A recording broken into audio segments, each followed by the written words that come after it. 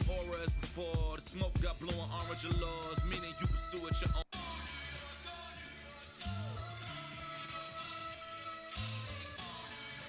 All right, here we go. Salute to Knicks Nation on this Wednesday evening.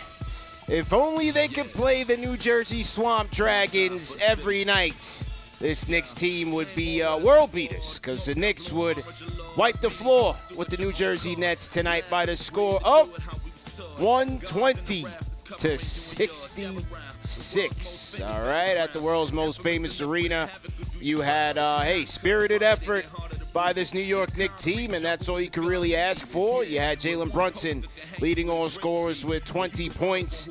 Landry Shamet, the flamethrower, torching the Nets from downtown.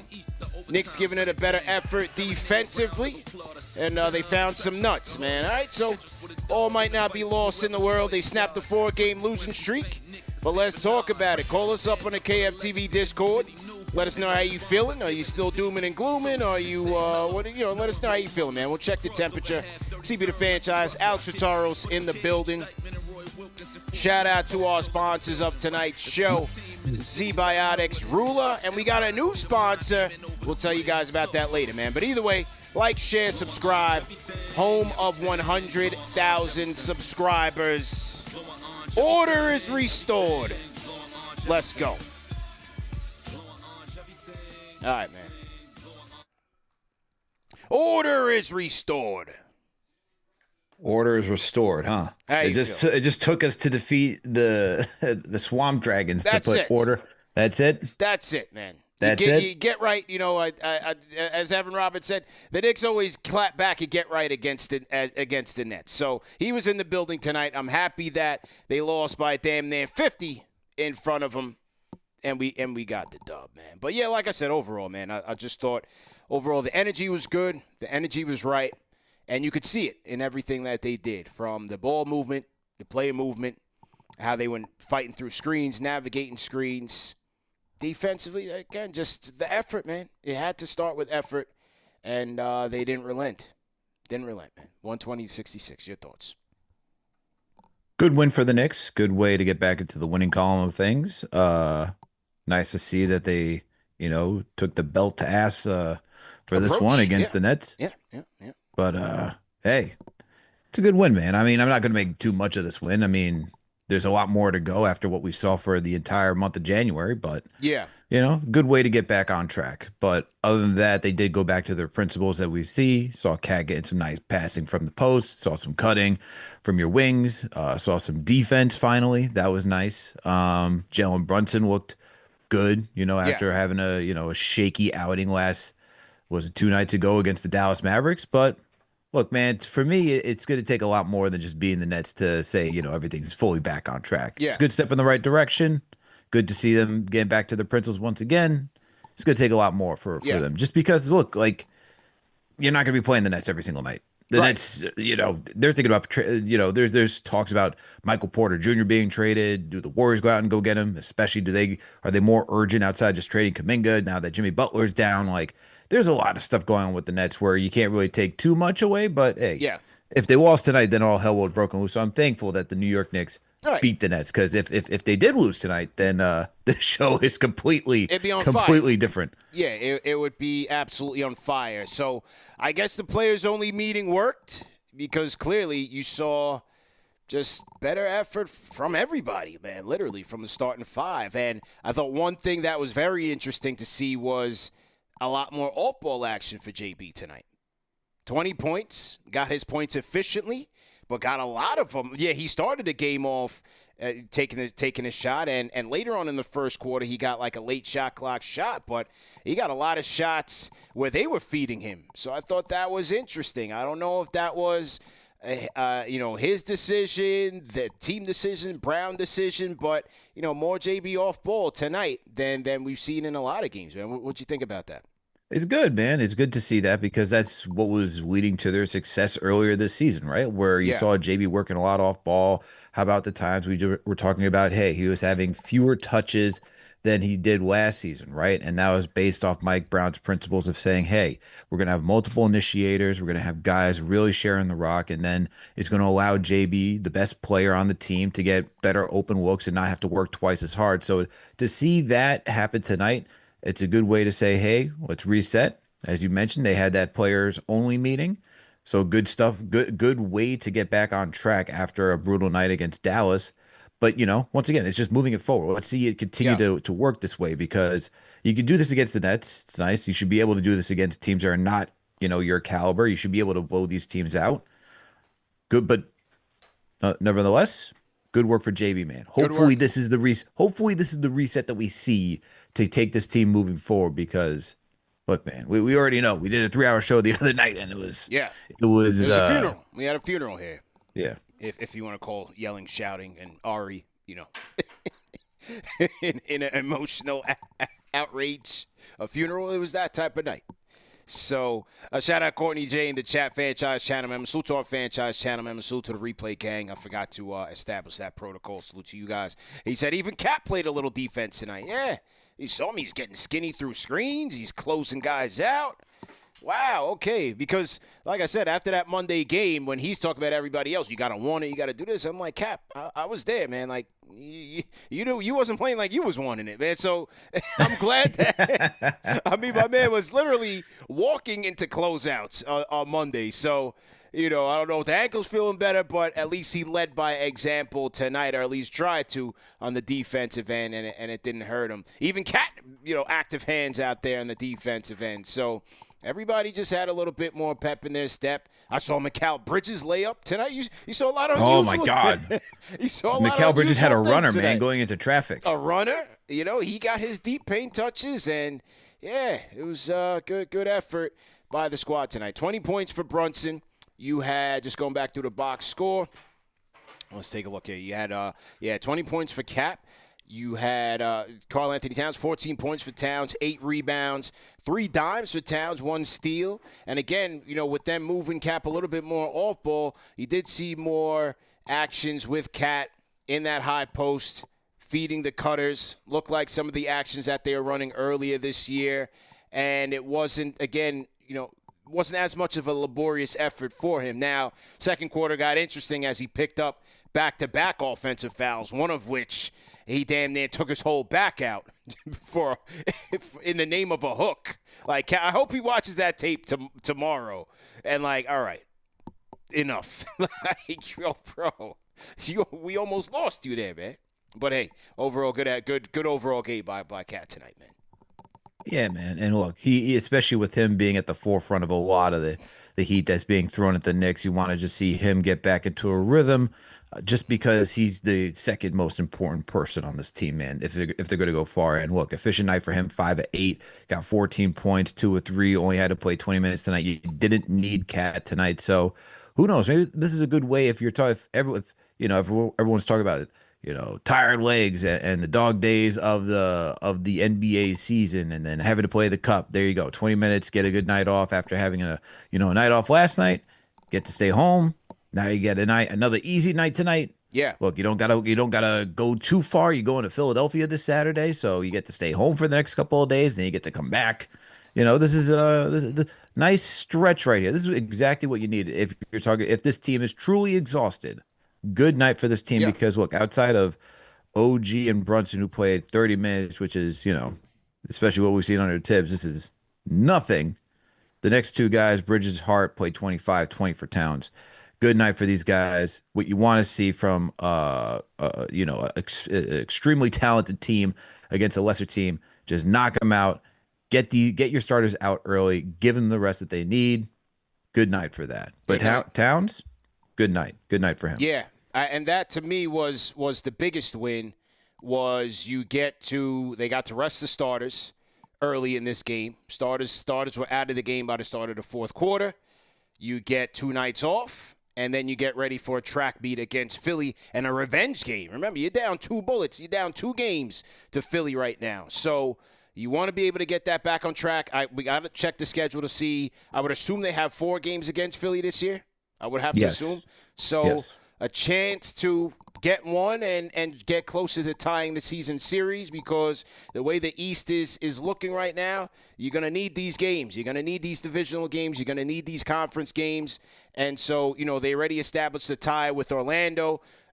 Luckily enough, through the NBA Cup, they had to establish the tie with Miami. And so going on and on. You got Toronto right there. You got Philly right there. So you want to be able to catch one up on them in the standings. So, so they got a good night's rest, and they'll get ready for Philly on Saturday in Philadelphia, which is, that's Nova country. So hopefully the Nova boys will be ready for that. But speaking of which, you had 11 points apiece from Mikal Bridges, Josh Hart, 5 for 5 for Hart. Knocked down a nice top of the key 3, 9 rebounds, 3 assists. Again, with Brunson playing off ball, you had Hart kind of pushing the pace, pushing the ball ahead, and kind of assuming that floor general duties. So, I thought it was a pretty good night for Hart. Mikal Bridges, easy one, 11 points, 5 and 9 from the field, 1 for 3 from downtown. No free throws as usual, but hey, he got closer, Al. He got closer. He did attack the basket a little bit more. So good job by Mikal Bridges. And then, let's talk about our role player of the night. How about Landry Shamet, man? 18 points off the bench for Sham. Wow, 6 of 6 from downtown. Best game of the season for him so far. Thought he was moving well, moving the ball. and better than the Heat game, CP? Oh, no, I'm bugging out. No, that Heat game was his. That was his game. It was we were so far removed and so much losing, I forgot about the good times. I forgot about all the good times. You know what I mean? But, correction. Since the Heat game, but since the injury, good job by him. 18 points for Shamet, man. Perfect from downtown. What'd you think? I thought this was a great game by Shamet, man. Out of all the guys, I mean, you're going to get effort from Shamet on a consistent nightly basis. He just plays with a lot of, vigor, man. And that's what you need, especially when you look at a team that was not doing that for a long time. Think about this. CP, he hadn't played since the 22nd when he got injured against Orlando, and he only played 3 minutes. His first game back was against Golden State. He went 2 of 7 that night, 1 of 3 against Phoenix, 2 of 5 against Dallas. Tonight, being his 4th game back from injury, it only took him 4 games to get back into a hot shooting streak. As you mentioned, 6 of 6 from downtown, 6 of 7 from the field. He only did this in 15 minutes, by the way. He had more points than minutes tonight, which is phenomenal for Shamet, and definitely by far his second, third best game of the season as a Knick this year. But good to see him bounce back, because he is so needed, CP, especially when you talk about having wing depth coming off the bench. And even though he's not a lockdown defender, I think his energy is just infectious. It's like Deuce McBride, right? Deuce, obviously the better defender, better perimeter defender. But when you have somebody that plays with that up-tempo beat, it's contagious and will help everybody else play at that level. So I thought it was a really good night for Shamet. I thought he was playing very well on both sides of the court.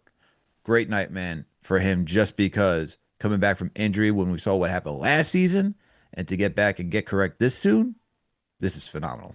Yeah, and as you mentioned with the wing depth, you mentioned rotation. We're seeing comments about particular players. We'll table that conversation. We'll move that to another segment in tonight's show, because it's going to kind of looks like it could get a little bit interesting with that one, man. So let's talk about that a little bit further down. Salute to everybody in the chat once again. Hit the like button, hit the share button, subscribe to the channel. CP the Fanchise, Alex Rotaros on the ones and twos. Order is restored. That's right. You guys want to act all cool for school. I'm going to jump out the way. No, I'm not going to jump out the way. But I'm going to get hyped. I'm going to get hyped for this one, because I was tired of the doom and gloom. We lost 4 straight, man. I want to talk good things. I want to talk orange and blue skies. 120-66. You wipe the floor with the Swamp Dragons, and you get ready for Philly, man. That's what I'm talking about. All right? Someone's got to be hyped. Someone's got to be hyped. We got to yin and yang this thing, man. Pause. But listen, shout out to Kane Marco, Al. $10 super chat. Shout out to Kane. Fanchise channel member, number 1 in the chat leaderboard. He says, we need to have a players-only meeting before every game. Boy. If that's the case, we're in real trouble. That would be good. Salute to Kane, man, as always, man. Big-time supporter of the show. Gerson Rodriguez, 1676, number 2 in the chat leaderboard. $5 super chat. Says, watching from Portland tonight. A lot of talking about Cat in this town. Towns for Drew plus Jeremy Grant. Are you hearing anything about that? Let's get into it, Al. What do you? That was a hypothetical trade by Stephen Bondy. I don't think there was any real rumor behind that. I think that was one that he posed that he suggested could potentially help the Knicks. But Al, I'll start with you. What did you think about that? I think you get a lot of. I mean, if you got those two for Cat, you certainly even out the perimeter defense with Drew. You got a good defender in Jeremy Grant. I mean, you lose offense. But I think a lot of it is not even about talent at this point, CP. Like, talent-wise, you already know Cat's better than those two guys. Offensively, you already get that. Defensively, we know his struggles, man. But I think in this case, if you're talking about trades, it's more so along the lines of just what's going on in that locker room. How connected are these guys? Is there a good relationship between Brown and Cat? These are the things that you'd have to take in consideration for this trade, and if you want to do it. Would I do that trade if I'm in the position where I got to blow this thing up just because no one's getting along? I think I would consider this trade just to do a hard reset. But if you're saying, hey, things are amendable, things can move forward, I'm not doing the trade. Cat's too much of a talented player. On top of that, you really start to thin out the depth at center, which is then a bigger concern, especially since you got Mitchell Roberts, who's not playing night to nights. Yeah. Are you going to use Jeremy Grant as a center? He's not really, suited to do that. So then where do you go afterwards? How do you pivot to address those needs? So like I said, if you're talking about not needing to blow it up, you're just doing strictly like a talent thing, I'm not doing the talent thing. But if I'm keeping Cat. However, if you're telling me that locker room is in such disarray where you might need to change the scenery, that is definitely one of the trades I'm keeping open to see how I shuffle the deck and move it forward. Yeah. I think it's the worst trade they could ever consider doing at this midway point. Straight up and down. I think it would be a horrible look for this franchise to wave the white flag in the face of adversity. It's a 4-game losing streak. They're third in the East. We're only halfway through the season. I think it would be a colossal mistake to do that. Hey, listen, you guys hear it on this show. Karl-Anthony Towns, hey, he's a new version of Julius Randle for me. And some of you guys don't like when I criticize Towns, but he's a confounding player. Yet and still, I still wouldn't do that. It was the same thing with the Julius deal. When everybody's like, oh, we got to trade Julius. And I'm always like, who are you trading him for to definitively upgrade this team? Yes, you trade for Drew. Yes, you trade for Jeremy Grant. You're automatically going to get tougher defensively, for sure. And they could use that. But it's still not enough for me on the offensive side of the ball in terms of shot creation to make me feel comfortable making that move. I think that would be a knee-jerk reaction, and it would be a mistake to me. I just don't think they're there just yet. Still go through the season. You have a second half of a season. You got playoffs. Let it marinate. Let these guys figure out the adversity. Let them learn and gel with Brown. Let Brown learn and gel with them. Like, it's too early. To me, it's too early to make a panic move like that. And I don't think the Knicks are putting Towns on the block unless it's a clear-cut upgrade. And for a player of this caliber on a down year, entering into a contract year, I don't think it's a slam dunk. It's difficult, man, because like he's on a down year, as you mentioned, and I think I saw stuff. I forget who reported it. I'm sorry, I can't think of who was reporting it, but I think I saw something along the lines of where they're believing that his value would be along Trae Young, which I find that very. Fred said that. Katz on his podcast for Katz and Ian. Okay, shout out to Fred Katz, shout out to Ian Begley. But I find that I know that they're reporting that. I find that very hard to believe just because Kat's body of work offensively is much more deeper than Trae Young's body of work. That's right. So I would still say that's a little hyperbolic. I think that's somebody putting that stuff out there because they want the Knicks to trade low on Towns and they want to go get Towns for that type of value. That's right. That's right. So I don't really buy that. Yeah. But with you, like I just like talent for talent wise, I wouldn't do that trade for Drew and Grant. It's not only is it giving up, but like as you mentioned, it's just like why? Like you're not like so now we're selling guys cents on the dollar. Like you can't do that. That's even a worse look for the front office. And if I'm the front office, I have to think twice before that. Like I said, the situation has to be so bad, CP, where the value is just so gone that's the only reason you're doing it. Like if you would have to have the foresight saying this situation with the Knicks between Brown, Cat, or Cat in the locker room is unmendable. Right. That you got to be like, so we got to ship him out, man. Yeah. It's got to be so toxic. Yeah. I don't think it's at that level yet. No. I think there is a level, like we've seen it. You even said it, that there's a lot going on in that locker room. Guys, we see it. It's not connected. I think guys are not connected. It looks like it. You see it. We've heard it. But it's just like, I don't think it's that far gone yet where you could start hitting that, red button, say, all right, man, let's detonate this whole thing. Can't do that, bro. That would pretty much be waving the white flag. And speaking of toxic, like, Towns has never been that type of guy. You know what I mean? If you could make the case that he's too damn nice based on everything that's been going on around here. So we're not there yet, man. It's a tough time. It's frustrating. We're all frustrated with the direction that this team is headed or has been heading in. I'll say, but there's more than enough time to correct. And the playoffs is a brand new season. I always say that even from last year. So, but shout out to Gerson Rosas for putting that out there and good conversation. So to everybody in the chat, once again, like, share, and subscribe. Shout out to Evan 3322.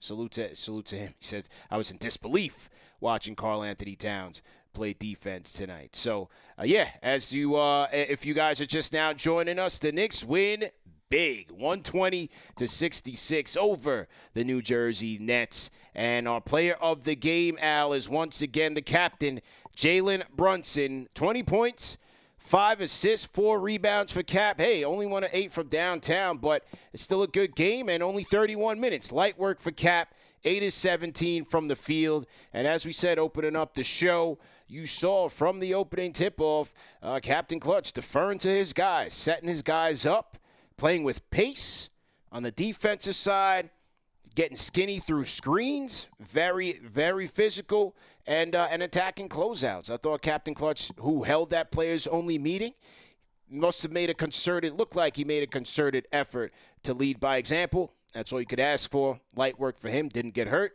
Didn't have to put in too much, and got some much-needed rest for the fourth quarter. Easy one. Yeah, and based on everything that you said, he needed to go out there and do that, man. As the captain, not only do you have to have, the gravitas to hold a locker room and be able to talk to people, but you got to go out there and show that you can do it too. Nothing speaks louder than your actions. And so for a guy who has not been playing defense a lot, who has been, questionable when it comes to sharing the rock at times, especially during the month of January, I would hope that if you're going to hold a players only meeting, that you're going to hold yourself accountable and go out there and do, what's right for this team. So good to see that. And look, he's got to continue doing that moving forward, man. We went from, season starts like halfway at the end, towards the end of October. Then you go until, end of December. So you have like really 2.5 months of him like playing at this high level. And then for an entire month, you just revert back.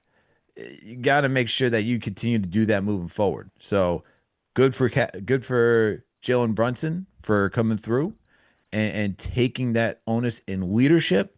Continue to do that moving forward, because that's going to speak more volumes towards the team and getting everybody else involved, man. This is where, you hear about got to sacrifice yourself, got to like be there for the team and asking. You mentioned it on the last post game. They want Brunson to sacrifice more. This is part of it, man. So can't always worry about your own accolades and the stats and moving forward.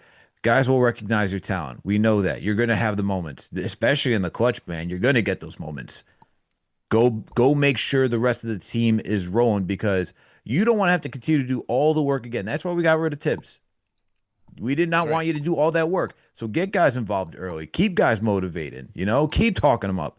Keep those guys engaged, because if they're producing, it's going to make your life a lot easier. Yeah, that is true. And hey, another Gotham lob to the Block Nest Monsters. So what is that? 3 in a week? We cooking. Wow. We cooking right now. We got more Gotham lobs to the Block Nest Monster in 1 week than the two of them have had in 3 years. So hey, we cooking. I was about to say, what was it, like 10 passes? I think it was like 10 passes they had at one point, like one season, for assists, or 10 assists in total. I was like, that is sad, man. You got to feed them. These guys don't just want to be doing cardio out there. And, it was something that I mentioned after the game on Monday, where especially when they were cooking early with that 29-7 or whatever record it was, and they won the cup, and offense was blazing, second in the East, second in the league, and all of that. And everybody's like, okay, everybody's eating.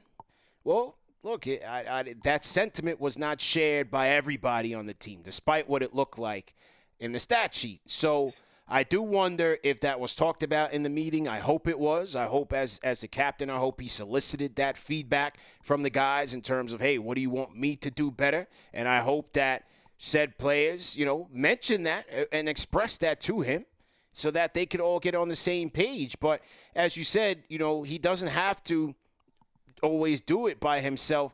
But I still believe that it's a challenge for him in that, especially in the last week or so that they had where from the Detroit game on, where they went up against much tougher defenses, like with the Detroits and what the Phoenix Suns are doing right now. They just beat the Sixers, as they said. When they start tightening up and really exposing the flaws and the vulnerabilities of these guys, the lack of ball handling, closing out quicker on them at the three-point line. And so I think it forces him to force the issue himself, because it's like, damn, like if McCall doesn't have it, or OG's turning the ball over, or if Cat's flying into the middle of the crowd, I got to do more to keep us in the game, or else we're cooked. And then everybody starts pressing, and it affects the defense as well. So I think that's the balance that he has, just as the point guard, but also being the best and most reliable scorer on the team. It's an interesting dynamic. It's a tough dynamic, man. I'm not saying it's easy. It's easier said than done for him to go out there and execute and still be that guy that you can rely on and keep everybody involved, man, especially when guys aren't hitting their shots or they're not being aggressive. And but we could read that as the game progresses, right? We could see who is being aggressive and who isn't, and understand. Like, we've seen that in the past too, where like guys don't have it and you got to rely on Jalen Brunson. I think for him, man, it's tough because each game is not the same, right? It's like a different chapter every single night, all right? Who's going to have the hot hand to start? Who's going to be the guy that can initiate the offense, right? It doesn't necessarily need to be Jalen Brunson. Maybe it's Karl-Anthony Towns who gets it going early in the first quarter. Maybe it is Josh Hart's tonight. Maybe it is OG or McCall's. And so he has to recognize that balance and let those guys continue to cook as well. But I will say that it is difficult for him, because let's also understand that for the last, this is his fourth season as a Knick? The last 3 seasons, right, playing under Tom Thibodeau, where you are in an ISO heavy centric offense, you get ingrained into certain things, man. And so I can understand why it's also hard for him to kind of get out of his own way, where you've been empowered by a coach who says, hey, my 2 best players, you have the green light to go ISO whenever you can, especially after, like, it's like, all right, we'll go through our first set. Nothing happens. All right, Brunson, go to work. Go get us a bucket because we need to. And that's been the course the past 3 seasons with Tibbs. He's got to adapt. He's got to learn differently under Mike Brown, who is more of a share the rock. Whoever's feeling is going to be their night type of coach. But while it is difficult, you still got to lean into it, man. This is where it's like the trusting of what the coach is preaching, right? You have to, if you don't trust that your teammates are going to get in rhythm either against these difficult teams, then you're still going to set yourself back. So as long as you try and work out on the principles and see that and try to go through those motions, trying to get it to work, it's one thing if you say, hey, we got to resort back to this because it's not working, but to go straight out to it, that's where I think the issue lies. There you go. Well said. Did they do a post-game interview, or did everybody just bounce to the locker room? Are we doing the Tims tonight? Are we doing the Tims, the construction? Are we doing a play of the game? Well, I wonder what's going on in the locker room tonight. Are we going to have a defensive player of the game? What do you guys think in the chat? Has it been announced yet? Well, we got the Brunson post presser. Okay. All right. Let's go to him. Let's go to him. We'll look it up. So everybody in chat, 120-66. The Knicks win big. Let's talk about it. Oh, and we find out who the defensive player of the game is. Okay. Too. All right. One step at a time. Since we're on the Brunson track, we'll keep it on Brunson. Let's get to the captain. Hear what he had to say after he rallied the troops after a hard-fought victory over the Swamp Dragons. Here we go. That's the largest margin of victory in Knicks history. What did you see tonight from your team that we haven't seen enough lately? A win. We can Very be honest. more specific because you have talked the last couple of days about things that the team needed to do. So if there was one thing that you saw from the very beginning of this game when the tone was set in that first quarter, what was it? Honestly, the way we played with energy from start to finish, it was a key for us. Obviously, when the shot's not flowing with us and during other games, we got to rely on something else. That's where our defense has to be our energy. So we got to make that consistent. We got to keep doing that night in, night out. What were the last couple of days like, though, for this team within the group? A lot of soul searching and a lot of self-reflection. We got a long way to go to be the team we know we can be, but still a long season. One thing we didn't get a chance to talk to you about that we found out on Monday, that you were voted a starter in the All-Star game. Second straight year, third straight All-Star appearance. What does it mean to you to be voted by the fans as a starter in the All-Star game? Means more than, means the world to me. And I came here and not really know what to expect, but this place has embraced me. This fan base has embraced me. And I wouldn't have it any other way. Thanks very much, Jalen. Congratulations on the win. Tyler? All right, that was the captain, Jalen Brunson. Said a lot of soul-searching, a lot of self-reflection over these past couple of days. And as he said, man, they brought the energy, and they let their defense carry them because that's been a huge issue. The shots aren't always going to fall. They've been ice cold over this past 10, 11 game stretch. But also over this past 10, 11 game stretch out, that defense tanked to 27th. So, every weekly we talk about, hey, if we could just hover between that 10 to 15, just a little bit average, a little bit better than average, bro, they were in the garbage. So, damn. Got to tighten up, man. Got to play some damn defense. 100%.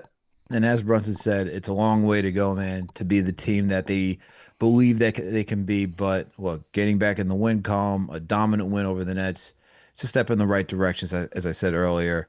And, look, I thought you could tell he's being honest.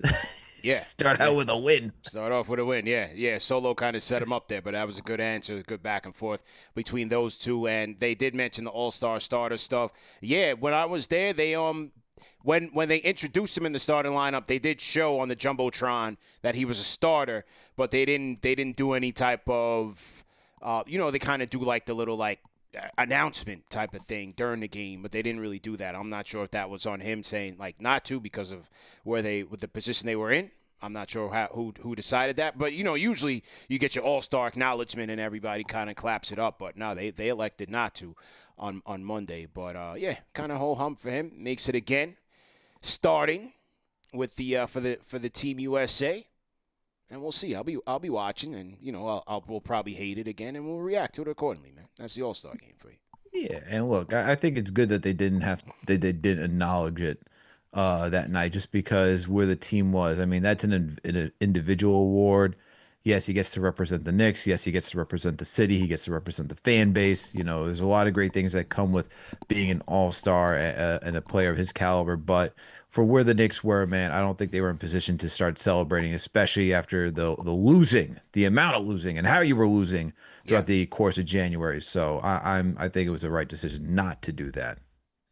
Big time, big time. So to everybody in the chat, CP and Alex on the ones and twos. We got 1,235 people in here. Hey, welcome to KnicksFanTV, number one show for the fans, by the fans, home of 100,000 subscribers. Hey, if you are one of those 100K, if you are one of 100K, throw a 100 in the chat and let us know that you are in here. We see the Fanchise channel members chatting it up in the chat. We see our day ones in the chat. Al, any Fanchise channel members you want to shout out, man? Shout out to Ray Nobleza in here. Shout out to Armin Duda. Shout out to Randy Johnson for being here. Shout out to P. McG. Shout out to you. Who else we got in here? We got Daquan Tillery in here. Shout out to you. We got Fave in here as well. We got King Matthews. We got Empire. All right. We got First Lady of Sports. We got Nell. Shout out to you. Christopher Blake is in here. There you go, man. We got some of the regulars in here as always. I know John Talento JJ are in here, man. JJ always. We got Junior Caroma. We got the regulars, man. Wolf we got the strong LI. supporters. Wolf from LI. Shout out Fabian Aramaris. Shout out to him. Brew Crew Fishing in here. Salute. We see a lot of 100s flying in here. Wise Guy, we see you. Salute. Christopher Blake, always in here. I don't know if you shouted him out. Shout out Christopher Blake. First Lady of Sports, always checking in our South Florida crew. We got King Matthews as well. So shout out to you guys.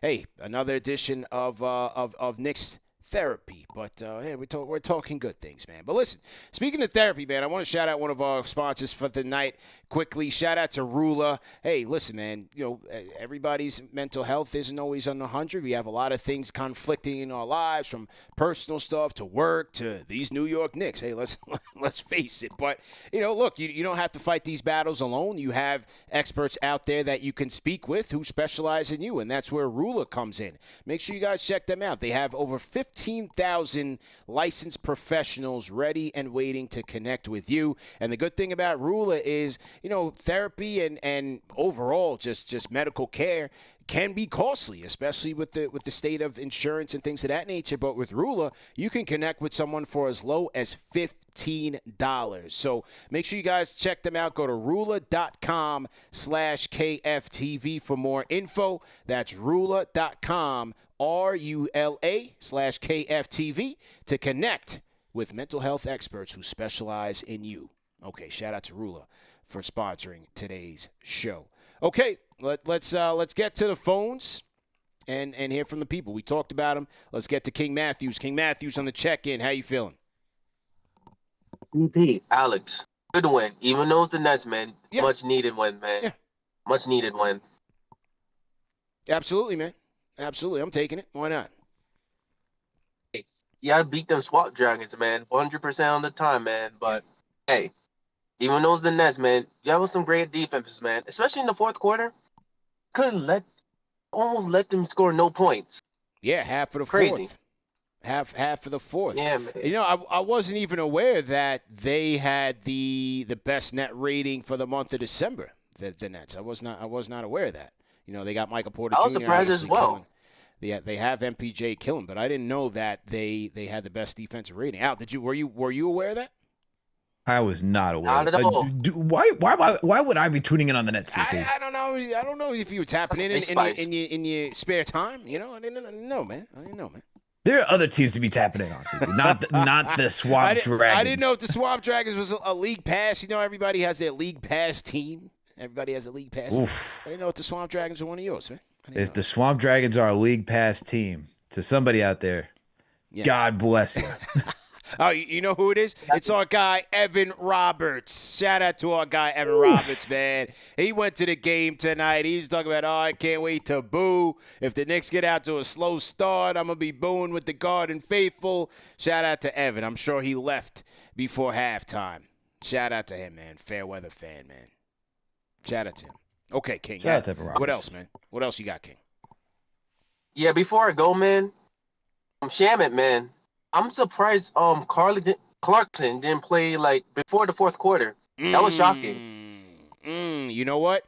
That is an interesting topic and something that we can talk about. Landry Shamet, our role player of the game. We have magic here. It's really Nets on the graphic. 18 points, though. 18 points. 6 of 6 from downtown. 2 assists and 1 rebound for Landry Shamet. And, yeah, that's a question for you, Al. It's like, Clarkson only played 2 minutes on Monday. You have Shamet back now. You have Deuce. You have a bench with Mitchell Robinson. What do you think about how this rotation could be looking, man, with Shamet cooking right now? I still think Clarkson's going to get his shots, man. I mean, look, he hasn't been playing well, over the last couple of games. Look, I'll just run through what the last 4 games were for him, okay? So against the Warriors, he went 4 for 11, 0 for 3 from downtown, shot 36%. Against Phoenix, the second matchup here at the Garden, he shot 2 of 8 from the field, 25%, 1 of 4 from downtown. Only got 2 minutes against the Mavericks just because he was woeful in those times he was out there. He was just playing no defense, gave you no offense. And then tonight he was doing the same thing where he wasn't really giving you much, and so no need to go to him. But I think, look, this is the same thing with Yabu, but not, if that makes any sense, where Yabu's not getting a lot of consistent minutes because he hasn't proven that he should get consistent minutes. Yeah. I think Clarkson's in a rut right now, and I think what Mike Brown is doing is saving him from himself. Because some guys, we allow them to play a lot of minutes and try to figure it out. They can get frustrated and then lose their way, and then you could potentially lose them. I think this is a good way for Mike Brown to keep him in check. Say, hey, get back into the lab. We got a couple days off. Work on your game. We need you a lot for the regular season, man. But don't take these too seriously just because you're not feeling that rhythm right now. Just get correct, and we'll get you back out there, man. For Clarkson, look, we've seen some nights where he can give you that good perimeter defensive effort. He'll get the steals. Look, even tonight, he got a steal tonight, right? Yeah. It was in the fourth quarter. Regardless, you want to see him working his way back up there, but he's like Karl-Anthony Towns, but bench player style, right? If he's not giving you any offense, it's very tough to play him unless he's really hustling defensively. Did a little bit of that at the beginning of the season, but he doesn't do that consistently enough where you can just leave him out there and be like, all right, his defense is good enough where, it'll make up if his offense is going. He's truly an offensive first guy. And so if he's not doing that nightly, you just got to manage the minutes and go elsewhere. Yeah, I'm with you with Clarkson. Streaky player, erratic. Hey, we call him Cardiac. That's why we call him Cardiac. Al, it took us, what game number we at right now? We at game number 43. That's why we call him Cardiac. But has he really been that cardiac, though? Well, come on. Well, for his role now, right? Because he's not going to get as much minutes as the old six-man of the year type of Clarkson. It's a deeper team. You don't really need to have him do that. He's in a bit of a cold streak right now. But the luxury that the Knicks have now is luckily Shamet is back.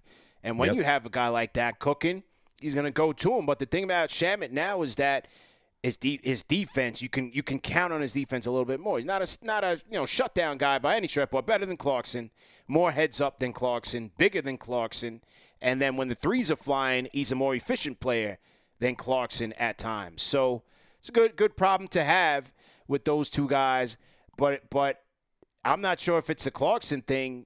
It's really the Kolek thing, because I think Tyler's out, man, and I talked about it with Evan and Tiki. Just thinking like, man, I don't know if they can afford to lose that playmaking, but with so many guards here and so many veteran guards, it seems like Brown is making his decision right now in terms of who's going to get the lion's share of those bench minutes. Tyler's just going to have to stay ready, man.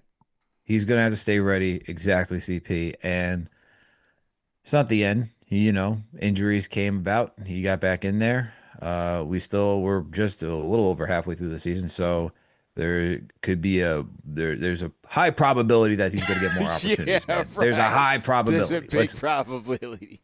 So he's going to get his chances again. And look, it's nice to even see that he got these many chances to begin with. So that way he knows what to work on this offseason, man. For him, his career is so young, is so early, man. It's so young that you can't write him off yet. Look, the floor for him is that can he be a solid rotational player? If he goes higher than that, you hit. But if he could just be a guy that can come off the bench, give you like 15, maybe 20 minutes, continue that playmaking, help guys like a Jalen Brunson who can work off ball, continue to have that rhythm with Cat, then then we're talking about good stuff, man. But at this point, I'm not surprised. I don't think anyone should be surprised that he's been so inconsistent. He didn't play a lot last year. We even saw it during Summer League, CP. He didn't look that great. I'm more shocked that he looked better during the regular season than he looked during Summer League. So, for that, it's I'll take that as a win, and that the Knicks should be, somewhat pleased with his development. Not ecstatic, but just pleased, because it's a lot more than we saw last year. Yeah, good points. Good points. What do you guys think about the back end of the rotation? Shamet, Clarkson, Kolek. How do you guys think that plays out? Deuce's minutes are locked in, but those three guys, it'll be interesting to see how Brown carves out minutes for them. And look no further than Philly. Who's going to try to stay in front of Maxey and Edgecombe? I say try because those guys are just on a whole nother level when it comes to speed and athleticism. But hey, you got Grimes, you got McCain. Those could be potential Shamet guys that he's got to cover. So I think we will see some more Shamet. But tonight was nice, man. 6-6 from downtown. Looked really good out there. Our role player of the game. Okay. We got Mike Brown stuff? Okay, let's get to Mike Brown. And here what he had to say. Here's the Knicks coach, Mike Brown. Came under a little fire this week. Let's load him up. Salute to everybody in the chat. Post-game, we cooking. We'll hear from Mike Brown. We got key stats of the night. Action-packed show. So make sure you guys are tapping in. Knicks win 120-66. We are talking about it. Some of you guys are too cool for school. I'll overreact. Take it the other way, and let's go. All right, here we go. Mike Brown, here we go. Mike, what does it say for you to see your team respond like this? I mean, it's a record-setting win.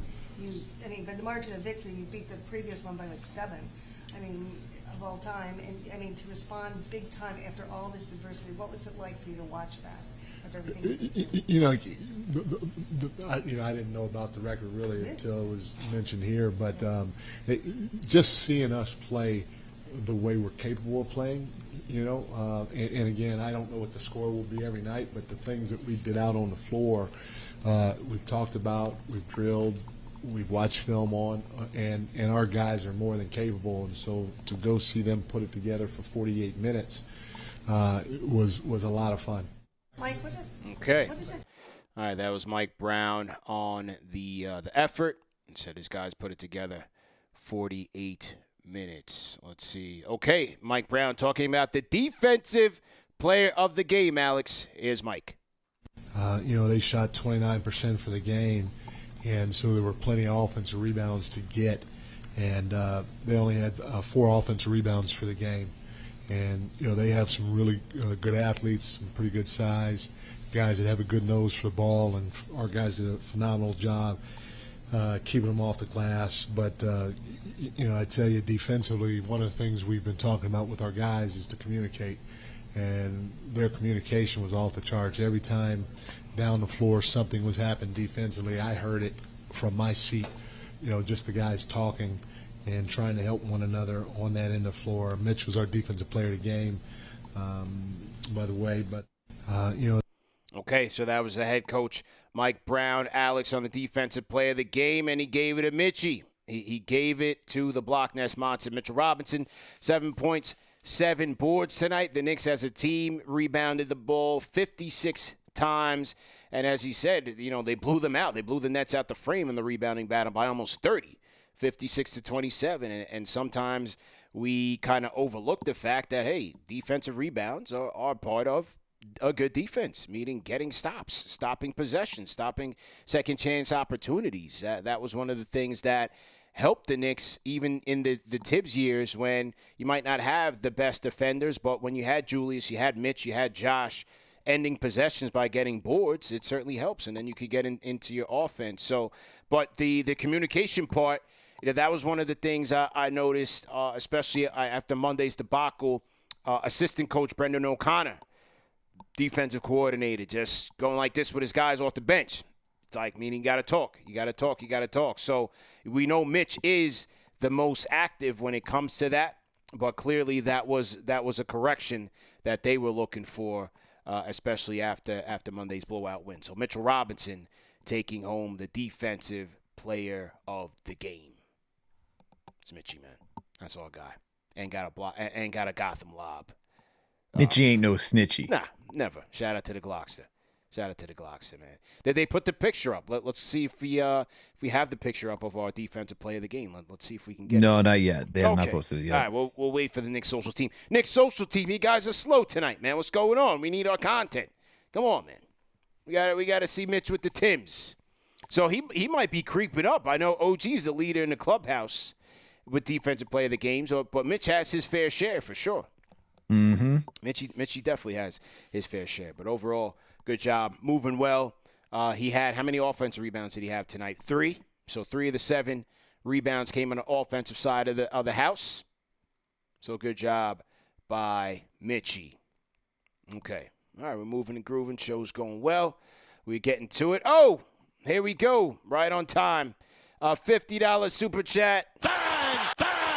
from the rhyme animal Chuck D. Shout out to Chuck D. Everybody throw a hashtag PE in the chat. Mike Brown needs to walk across the Brooklyn Bridge. Feed Jordy dinner. This week's paycheck. Clean his crib. When he pulled his starters, he legally helped his mentor. This team needs to dress in all black for Saturday. Even black mask. Ski mask. Let's go. What the youngsters call it. Shiesty. The shiesty. Back in my day, you call it, I don't really want to say the word, but you call it the one, Now the youngsters call it the shiesty, man. Yeah. And before that, people wearing stockings over their faces. Yeah, that's right. Shout out to the rhyme animal, Chuck D. Yeah, Knicks got to pull the starters. Starters got to rest in the fourth quarter. You get 2 games off as you head down the turnpike to Philly. If they can get there, man. It's supposed to be a huge snowstorm coming out here, man. You ready? No. Yeah, me neither. CP, do you see what the temperature is going to be this Saturday? I don't know what it's like by you, but yeah, they're saying by me it's going to be 0. Oh, yeah. Well, the Hawk has been out here the past couple of days. We've been in the teens down here in the city. But, yeah, supposedly some big snowstorm is coming, so we'll have to prepare accordingly. And see what it do, man. Have you seen the videos of the snowstorm that has dropped in Russia? No, I did not. I saw what was hitting up in Buffalo, though. I watched that on the news yesterday. I saw what was going on in Buffalo. Crazy. So they got 7 feet of snow out in Russia. Whoa. 7 feet? 7 feet. I did not stutter. Yo, that's crazy. That is crazy. I can't even imagine. When I moved out to Boston, it was like 2014, 15. Yeah. February 2015, there was 5 blizzards here. We got 110 inches of snow. Bro. And the last snowdrop did not melt. And it's on record. The last snowdrop did not melt until July or August. It was still jet black snow in somebody's crib. Yeah, that's man. Crazy, bro. Yeah, that's how much snow there was. Like you couldn't even get through anywhere. There's the subway system it's outside, so trains weren't running consistently. It was a nightmare, man. Absolute nightmare. Yeah. The Hawk is out. Okay. All right, we got a $20 super chat. Let me refresh my page here. Salute to everybody in the chat. 1,400 in the chat. Like, share, and subscribe. Home of the 100K. Shout out to Empire. Says shout out to you guys also. Okay, shout out to Empire. Just wanted to shout us out, also. Shout out to Empire. $20 super chat. We appreciate you, man. Another big-time supporter of the show. Alejandro, 7307. We'll shout him out. Let's get to him. $10 super chat says McCall needs to miss a game so his game streak is over and he stops playing soft, protecting his body, and goes full in strength and committed. Yeah, that was another thing we had talked about with Evan and Tiki. Like, is he intentionally shying away from the contact to maintain the streak? I think that would be an incredibly selfish thing to do, but I don't know, man. Like I told him, like I can't. In some respects, I can't knock a player for wanting to protect himself and have longevity, but at the same time, like, bro, this is New York. Like, we just this is the home of Oakley, you know. We not going for that, man.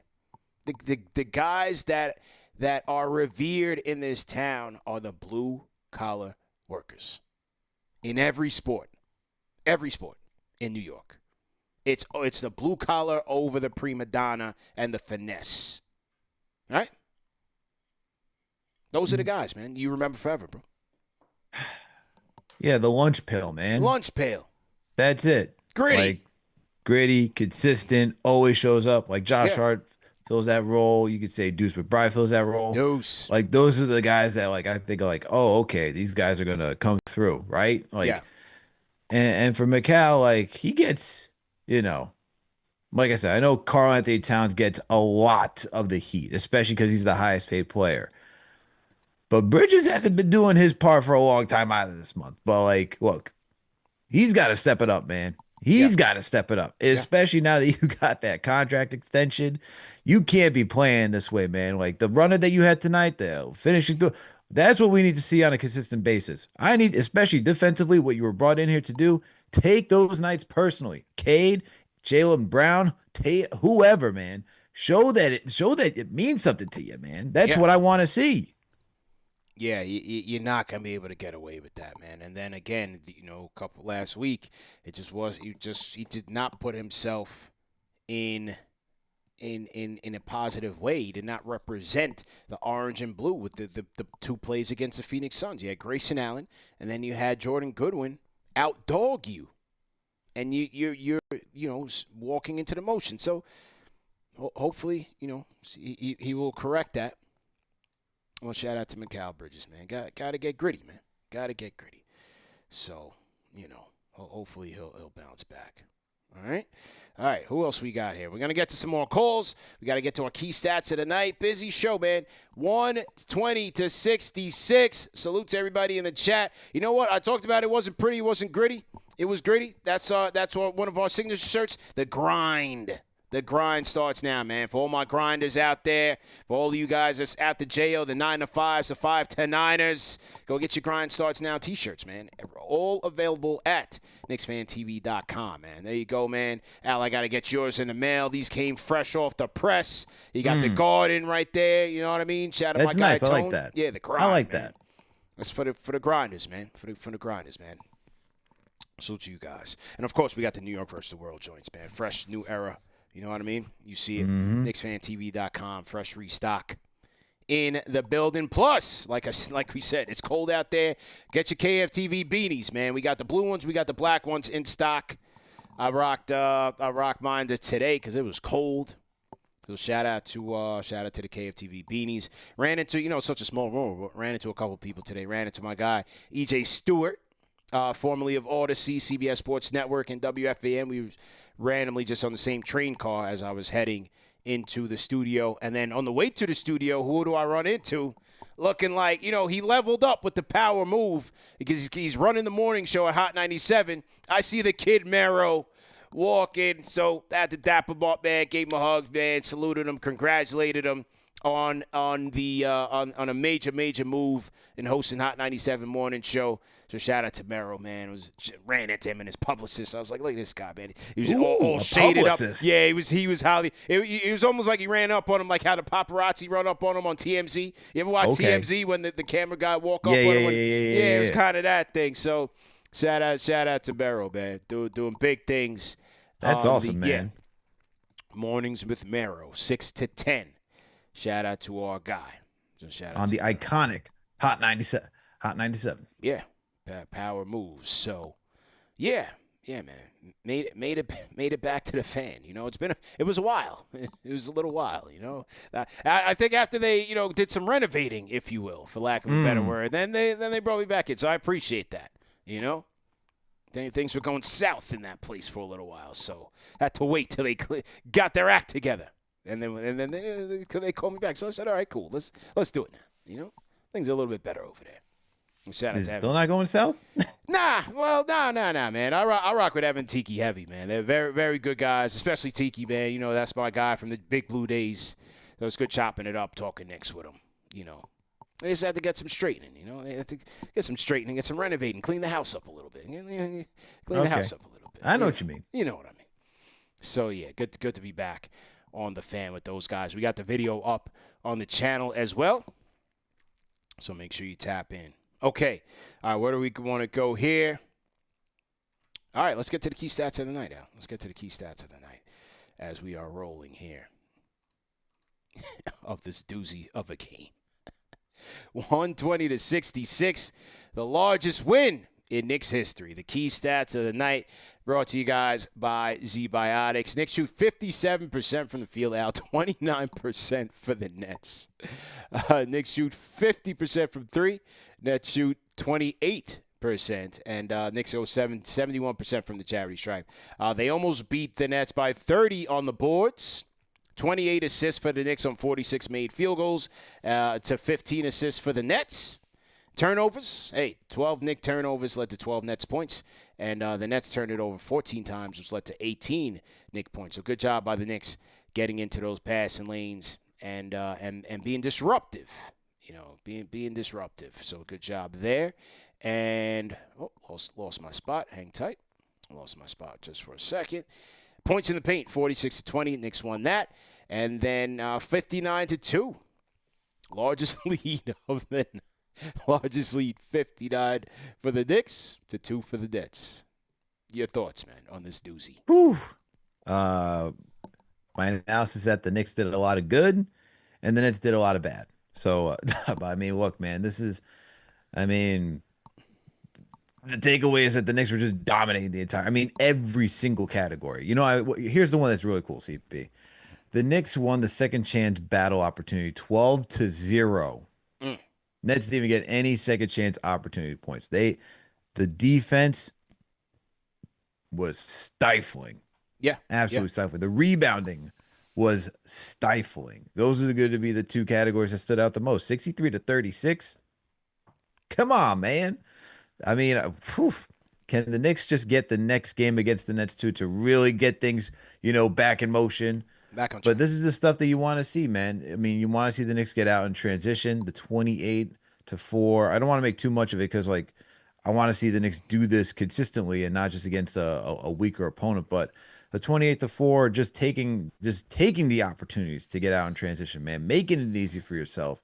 That's what you want to see this team do. You want to see them dominate the paint. They have the capability of doing that. They got the players to do that. So all good numbers through and through. Everything is just off the charts for this one. But if you watch the game, you know why. But good. Everything was great for the Knicks tonight, man. Everything was going in the direction. Yeah, I'll go with just about everything. But overall, the shooting percentages look good. But I'll go with the forced turnovers. Because the shots aren't always going to be falling, but you got to lead with defensive effort and intensity, pressure the ball. They're capable. I'm not saying that they're never going to be in the elite top 5 defense. It's never going to be that. But again, you got to be ball hawks, man. You got to get on it, and that's just with effort. Like our guy Antonio Daniels says, defense is a mindset, not a skill set. So you got to get out there, dig deep, and get after it. And hey, tonight was Nets. It was a lighter matchup. Do that against Philly. Get after it against Maxey and the boys. Get physical. 2 on the ball. Get the ball out of his hands. Edge comb. Get him on the floor. All of that, man. You got to get gritty again defensively. Yes, there are deficiencies. Yes, there are limitations when you have Cap and Cat out there together and teams try to exploit them. But again, as individuals, you got to man up and muster that energy to get some stops and play with some pride. And look, that's what I thought they did tonight. And they did what they needed to do. All right, so shout out to them. And shout out to the sponsor of the key stats of the night, Z-Biotics pre-alcohol drink, man. Check them out, zbiotics.com. And hey, listen, for some of you guys now, some of you guys might be young, but if you're older, a little bit seasoned, a little bit wise, you got some grays like me and Alex here, you might need a little pre-alcohol boost to make sure that you can get through the day. Look, sometimes you're out and about, you're social, you got a birthday party, you got an anniversary type of thing, you're celebrating. Sometimes we celebrate and we do it with alcohol. But look, sometimes you also have responsibilities to get to. You got to take care of the kids. You got to get to work and all of that. So getting up the next morning, as you get older, fellas, it's a little bit harder to recover. But that's where Z-Biotics comes in. It's the world's first genetically engineered probiotic designed by PhD scientists. And all you do, you make sure you drink it. Make sure it's the first drink of the night. You take care of yourself, you hydrate, and you're setting yourself up for a better tomorrow. So when I use it on the weekends, the next morning, man, I'm good to go. Get up early, get to the gym, get a workout in, and no issues, man. It's definitely a noticeable difference. So if you want to feel your best during the busiest times of the year, grab some Z-Biotics, man. So go to zbiotics.com/KFTV and use code KFTV for 15% off your first order. That's zbiotics.com/KFTV. All right, shout out to our guys at Z-Biotics for sponsoring today's show. Okay, back to the phones we go. Let's hear from some more callers. William J., go ahead and unmute your mic. William J., how you feel? Hey, what's up, fellas? How's it going? Great, man. How you doing? Good, man. Sorry I missed. I've been traveling a lot for work, so I haven't been able to get a chance to get on, but it's good to be back. No problem. One thing I'm going to say is, look, when it comes to NBA season, you got to get you got to get through your ups and downs. And these guys have been through the ups and downs already together. And like now, going through this whole losing these games the way they're losing them. Like, I'd rather go through a season with the guys that get through the trenches and, get through the hard times and then get out of it and get into the playoffs than just cruising through the regular season and then getting into the playoffs. I mean, the Cavs showed it last year. They cruised through the regular season and then they lost in the playoffs because they weren't tested. Like they got to go through this. They got to show that they can make it through the bad time. And then when it gets to the good time and then they get into the playoffs, then they're not going to get rattled because they know how bad it can be. So, I mean, yeah, it didn't look pretty. And today they showed what happens when they play with their effort and they play with their, their pride and how they're supposed to play. So, I mean, look, we know that this fan base can become a walk-in therapy session when this team does not play well. It's been like that for forever, but we got to know, like, this team has been through it. They went through it last year together. If you got to make a little tweaks here and there, that's fine, but don't mess with the nucleus. It's got to stay together. They'll figure it out. But I've been listening to it and I haven't had a chance to get on, but it's been like just depressing how quick we are so quick to just jump off a cliff when we go through adversity, vice, just letting them go through it. You know what I mean? Like if this happens in, late March into April, then that's something to talk about because now you're going into possibly going into playoffs in a really bad state. But if they're doing it now, they can get through it. And then they go into February and March and they start playing well again, then what are we talking about? Yeah. Yeah, we'll be all right, man. That's a good approach, man. Rate that call in the chat. 1 being trash, 5 being facts. On guy William J. Calling with level-headed take, man. Appreciate the call, man. Stay up, man. No problem, man. You guys, God bless. Yeah, William J. on the Discord. Let's hear from this next guy, Al. He crashed out heavy in the last loss on MLK Day. It's our guy, Grabba. We got to get him back in here, man. See how he's feeling tonight. Grabba, how you doing, man? I'll mute your mic, man. How you doing, man? Yo, what's good? I'm in the spot. Yeah, you in the place, man. You sound a little bit better, man. What's up, man? Talk to us, man. I'm a little better, Shout out KnicksFanTV, man. The #1 show for the fans, by the fans. Yeah. Hey, I appreciate y'all sharing everything. We was kind of lit. We was kind of lit the other night. You know what I'm saying? Yeah, it's all right, man. I'm just happy. My pain and suffering could bring smiles to other people's faces and laughs to other people. That's the good thing about everything, right? Yeah, but, no doubt.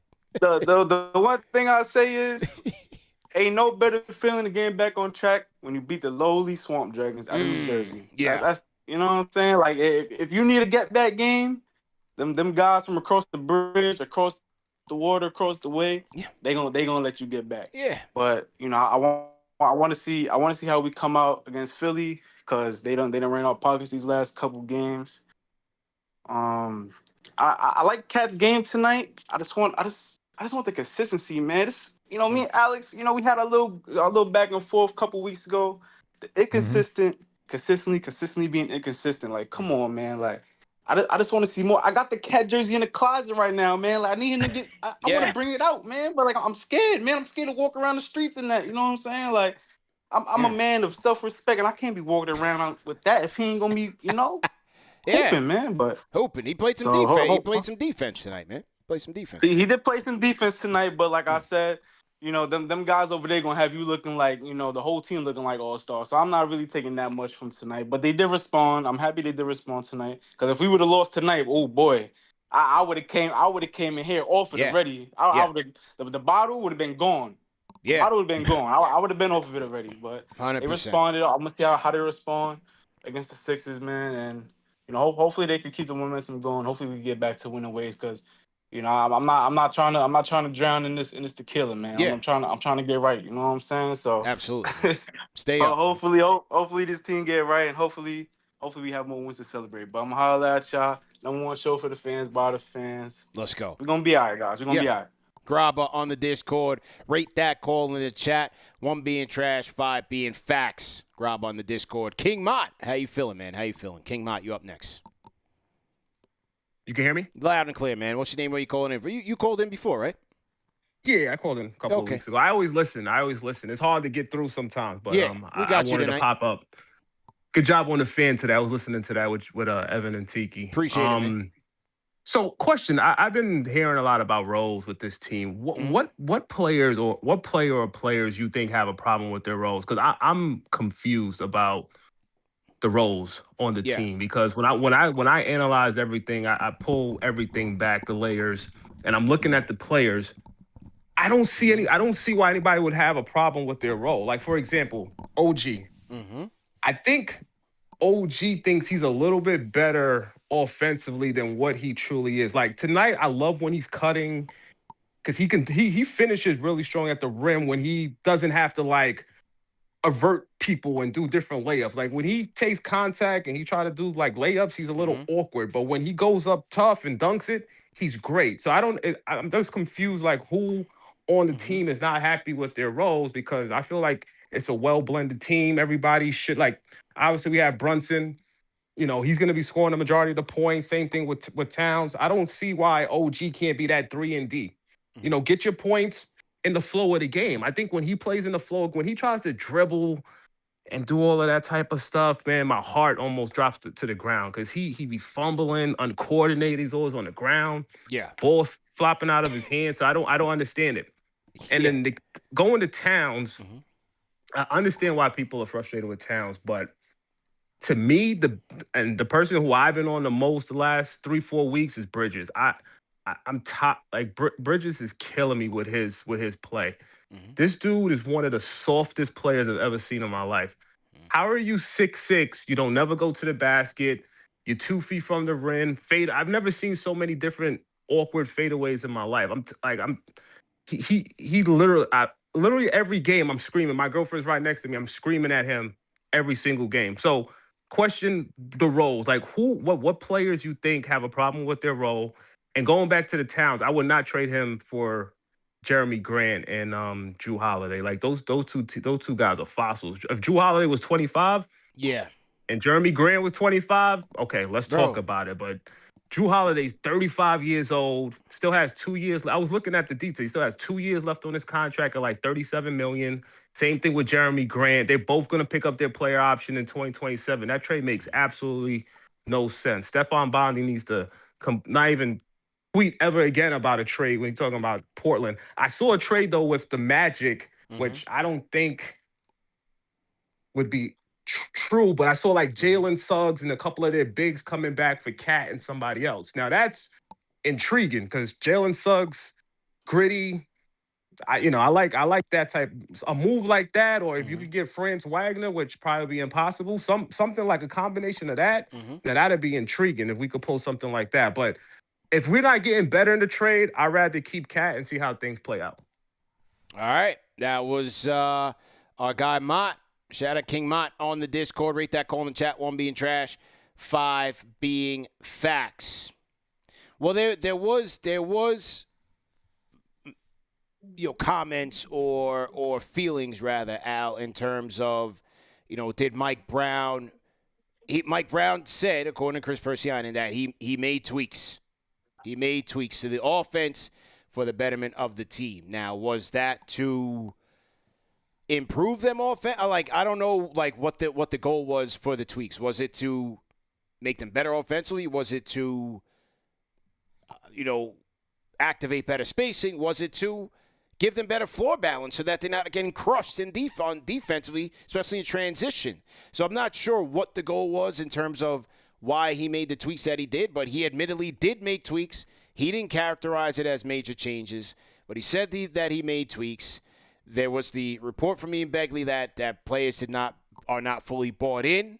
So again, I'm not sure if that's related to the changes that he made or what have you. But let's start on that point and your thoughts on that. I think the tweaks that he made were to simplify the game to what these guys' strengths are, right? And I think as we've seen from even the beginning of this season, it was similar to what was happening under Tibbs. So I think he went back to a rhythm that Tom Thibodeau was utilizing for this team to make them because look, let's be real, what we see with the cutting, using Towns passing from the high post, the way that Brunson's attacking, I'd say the biggest difference is the multiple initiators and Brunson being a little off ball. But a lot of that stuff, the guys cutting everything else, we saw that at the beginning of last season too under Tom Thibodeau. This is not completely foreign, all right? These guys were a top offense last year under Tibbs. Same up until the same point until, the turn of the calendar year and things just started to slow down. Same thing for this team too.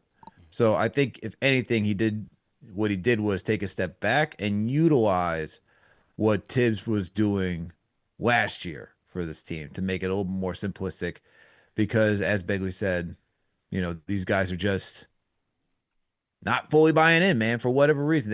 They might not like the up-tempo offense that Mike Brown is trying to implement, because once again, let's look at the guys that we're talking about here, especially your two top guns.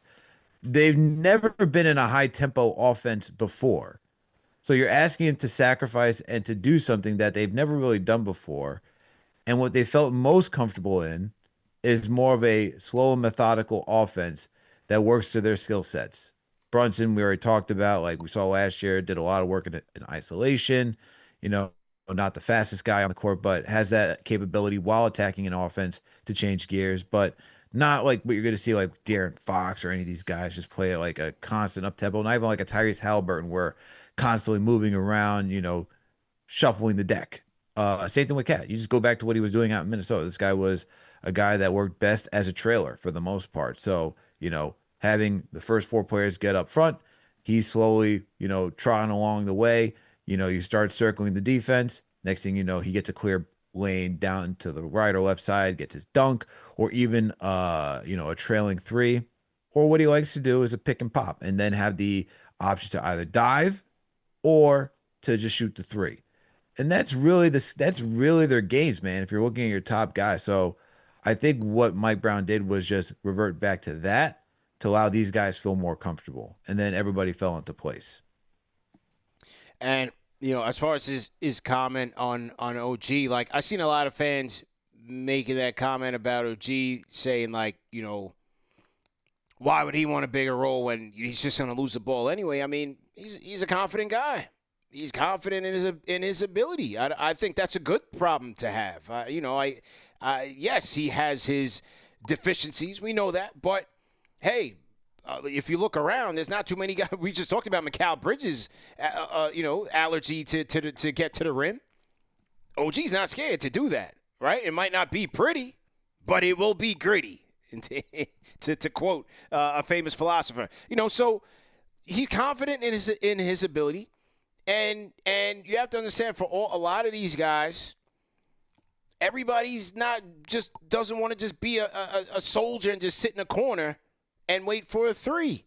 And so at times, if the ball is sticking in the captain's hands, guys are going to get frustrated. Mitch has even mentioned that. Like, I don't want to be doing cardio all the time. You got to feed the beast. You got to feed Big Country, man. Because on the other end, you're going to get spirited play defensively. Because remember, Alex, when things break down, I'm not going to say all the time because I'm not going to put it all on Cap and his defense. But they do a lot of work for him on that side of the ball. Let's just put it that way, right? They do a lot of work for him on that side of the ball, compensating for where he's lacking. When they get put into rotations, a lot of times it's on his side of the ball when he's getting beat off the dribble or he can't get through screens, and then, it's a calamity. So it can be demoralizing at times. That's all. So like I said, that the whole equal opportunity thing, everybody's not seeing it that way. But what did we see tonight? What did we see tonight? Cap, play make, paint touch, spray, off ball. Like, I think that what we saw tonight, if you could package that up, I think that is ideally how these guys want to flow as a unit. It won't always be like that. You still are gonna need those nights where he's got to carry you, but when you're playing 48 minutes of basketball, man, guys want to be involved, and maybe it's a product of the chemistry. Like I said, everybody is not willing to be just a soldier standing in the corner and let their guys go to work. Some guys want to do more. And I just don't think that's really good basketball, man, to have guys standing in the corner. I mean, we saw that down in Houston, and I saw Brunson getting a lot of comps to James Harden recently. And that was an offense that we saw. James Harden, you go to work, everybody else stand in the corner and shoot threes. And look, while the Rockets were successful that season, and even when they had CP3, and we can all remember with CP3, that team went all the way to the Western Conference Finals and hit, or I should say, didn't hit, missed a record high amount of threes, and then lost to the Golden State Warriors. When you start thinking about that, it's like, how do you keep guys in rhythm if you're just asking them just to wait while you cook? So it doesn't make that. I'd never liked that style of basketball. It's just, I feel like there's a lot more players disengaged than actually engaged in the game of basketball when you have a play style like that. So nice to see Brunson once again just go back to that basic. And that's like kind of the tweak, right? I feel like that's kind of the middle ground where you want. I think Brunson wants something that he had similar to last year, while the little bit of what Mike Brown wants, which is him working off ball, spraying, and doing all that stuff, getting the paint touches. I think the one thing that we need to see, though, is just like higher attempts at the rim and just like that counter that you talked about the other night, saying, all right, if we're putting up a lot of threes and that's not falling, what else are we going to do to make sure that this offense continues to flow? Well said there. Okay, we cooking, man. My time is flying. We've already been on for a $1:20 here. All right, so we're going to load up a couple more. Knicks win 120-66. How's everybody feeling in the chat? Are you happy? I see a lot of too cool for schools. Don't celebrate. They want us to be mad and downtrodden. I'm sorry, guys. I'm happy, man. I'm sipping. I got a nice glass here. A nice Sauv Blanc here, Al, from one of my favorite vineyards. And, I'm sipping, man. I'm feeling good. Yeah, 120-66. We wiped the floor off the Nets. I'm sorry for the too cool for school people that don't want us to be happy, don't celebrate. It's a win, man. It's a win now. It's a win. Yeah. I mean, we could all put this in perspective, right? Yeah. I think we do want to see this team win. I do think we want to see this team take the steps in the right direction, that they're getting out of this rut, that they're, coming together as a team, creating that brotherhood that you need so that way you can move forward and be that championship contender that we expect you to be at the beginning of the season. But we, at the same time, we can also say it's the Nets. Like, we don't have to go out there and throw the parade, hang a banner, do all that stuff. It's the Nets. Like, I would hope that they could do this against the Nets. I would hope that they could beat the Nets. So we don't gotta take too much stock into this win either. Let's tell the people about the off-record conversation we had last night, because that'll give you more clarity into how I'm feeling. You gotta understand from my perspective. All right, I go to the Garden on Monday. I'm inundated with questions on the state of the team before the game even starts. They get washed by 30. I'm inundated with questions about the team when the game's over. We did a 3-hour post game. I barely got sleep. Wake up the next morning. Then I got the family and friend calls. What's going on with the team, right? So what did I say to you when you called me last night at 11 o'clock? I said, bro, I'm not. You know what? I'm off. I can't do it, bro. I can't do it. To quote CP and how he ended the call. Well, thanks for calling in, man. Appreciate you checking in. I gave you the call back anytime, man. I don't want to do that to you, but I had it up to here, bro. I couldn't take it anymore. The Knicks therapy, I was about to jump out a window, man. So I had to give you the call back anytime, man. Well, we won't go too far in the details of what we were discussing. You're right. It's off the record. It's off the record. Right. But look, based on information that we've been getting. But look, man, I just want to share the intel I was getting. I know, okay? man. I know, man. But I said, Alex, I'll talk to you during postgame, bro. But you know what's hilarious? You in the business of talking about this team, man. What do you expect? I know, man. I know. It's just funny. I laugh at it. No, it's hilarious. It's very funny. I was like, as soon as you hung up, I was like, damn, I should have been like, well, man, you're in the business, man. So too bad. Welcome. Yeah, it's just one of those nights of the dog days, man. One of those nights of the dog days. It's all love either way, man. All love, man. All right. Salute to Bonsai Knicks, Al, checking in from Japan. So salute to Bonsai Knicks, man, checking in from the land of the rising sun out there. Shout out to our friends in the Asia Pacific region. Wherever you guys are checking in from, type in the chat. Your city, your state, your country. Type in where you guys are checking in from. If you guys are in the military stationed anywhere, we appreciate your service. Type that in the chat as well. Let's get a city check-in and throw it in the chat. And let us know where you guys are tapping in from, man. And we'll shout you guys out. Yeah, Mellow Mike, man. I straight up, man, I'll tell you. We don't lie, man. I told Al, I said, call back anytime, bro. I got to go, man. Yo, he really did. I was like, damn. I said, I can't do this no more. It's been 24 hours of Knicks therapy. I'm cooked, man. I'm cooked. I can't do it. But literally what you said was like, hey, man, I was talking about it this morning, this afternoon, this evening. I did a show about it. And now you call me about this. Yeah. Good times, man. Okay, who we got? Cow.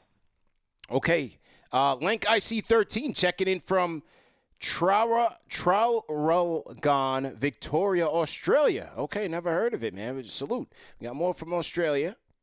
Montevideo, Uruguay. Shout out to Martin. Okay, Martin. Okay, shout out to you. And shout out to Armand Dutta, Sayreville, New Jersey. All right, so we all over the map here, Al. Who you want to shout out in the chat, man? Okay, let's see who we got here. We got Chaotic Anime Weave from the YO. Shout out to the 914. Who else we got in here? We got Alejandro from Weston, Florida. Salute. Let's see what we got. We got Jack City from Brooklyn. Shout out to the BK. All right. Okay. We got who else? We got Vision Squad. He says Bronx born, but residing in Finchburg, Massachusetts. Oh, so not far, man. Okay. Welcome. Welcome to New England. Who else we got? We got First Lady Sports in Homestead, Florida. Yeah, there we go. Shout out to South Florida crew, man, for sure. Shout out to the Florida crew. Oh, and shout out to Chuck, man. He said he's in Victoria. Are you in Victoria, Australia, Chuck? Is that what you're trying to say? Or are you shouting out? No, was that was that Chuck that put the Victoria in it? No. Or did he shout out Victoria? Okay, no, I think he's shouting him out. He's shouting him out. Okay. Yeah. We got RC in the Garden from Buenos Aires, Argentina. Shout out to you, too. Yeah, man. Buenos Aires. Wow. Okay. Salute, man. We got Samir. Samir's back. Samir Soriano's back, checking in from Snoqualmie, Washington. Yeah, Samir's been here before. We remember him. It's such a unique place. Nobody who else is from that place. So I remember Samir from the last time we did the city check-in. Okay.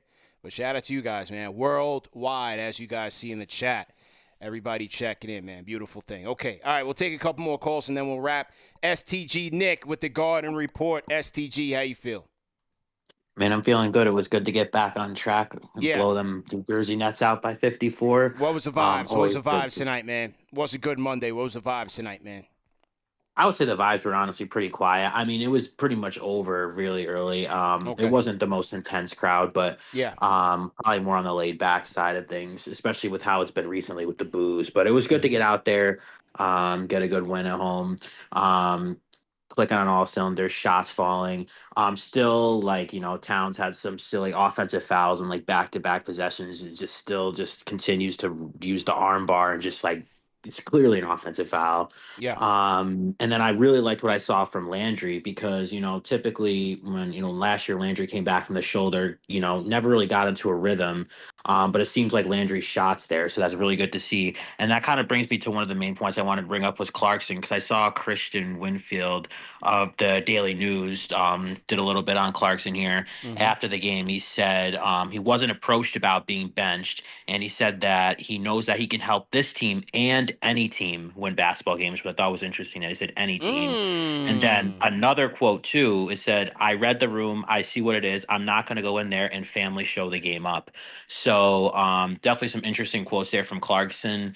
With the deadline looming, maybe he's someone they could see expendable, because if you're looking at Landry and Clarkson, I think, their best. I mean, maybe not their best, but on average, I say Landry. I would rather give that spot to Landry just because he's going to be a little bit more gritty on defense. And if Landry's hitting threes at a 35-40% clip, I think I really like that. He doesn't give you the the cardiac moments like Clarkson does, but I think Landry's a little bit more steady. And Yabu, I thought, got a little bit of time tonight. He still just shows nothing. Yeah, so much for the Yabu showcase. Yeah, so much. So much for the showcase. I seen him come in now halfway through the first quarter. I said, oh, we got a showcase here. Let's see how he does. Lackluster as always. It was like, womp, womp, womp. Everybody's eating against the Swamp Dragons. And Yabusele still can't get right. Yeah, no. So now I'm just hoping we can carry this on, playing Philly on Saturday. I'll head down there, take the Amtrak, and hopefully we take the place over. But, that's a tough matchup with those explosive backcourt they got. So, going to be interesting to see what we do. Yeah. True story, man. Appreciate the call. Get down there safe. Get back safe, man. Call us from the Visitors Arena Report down there in Philly, man. StgNick. Shout out to you, man. He's going from the Garden. He's a road warrior, Al. He goes to Boston. He goes everywhere, man. StG, you look like you get the same seats at every arena, man. You got season tickets on the road too? Like what? Or you just prefer to sit in that? He gets center court damn near at every arena. StG, that's your style, isn't it? It is, yeah, and I like to be on that side because when I watch the highlights, it's not inverted. I hate watching the highlights and everything's just inverted. So I like to be that way where the camera faces, and especially at the Garden, I sit right across from Leon. I get to see the reactions and all that stuff. Yeah, man. Yeah, it's always fun running into at the Garden, and but I noticed that like whenever you tag us on the road, I'm like. Is this at the Garden? Is SCG's at the same seat? Like everywhere, Boston, everywhere, man. But good stuff though, man. Safe travels down there, man. Sounds good. Talk to you guys Saturday. Yes, sir. StgNick on the Discord. What do you think about the Clarkson comments, Al? Anything? Look, I think I think Clarkson's a vet. He's a vet at this point. No, I think he's a vet. He is a vet. Look, and I think from his time in the league, he understands that being a bench player, you have to understand your role and when you're needed and when you're not needed. So I read this as somebody who understood what tonight's game plan was and just where he's at right now as in rhythm. And I think he's a guy who doesn't want to be the guy that rocks the boat. Yeah. And I think this is just, you need a lot of guys like this. This is like a good veteran presence that you need where someone's saying, hey, I understand what I was brought in here to do. I'm currently not doing it. I got to get back on track.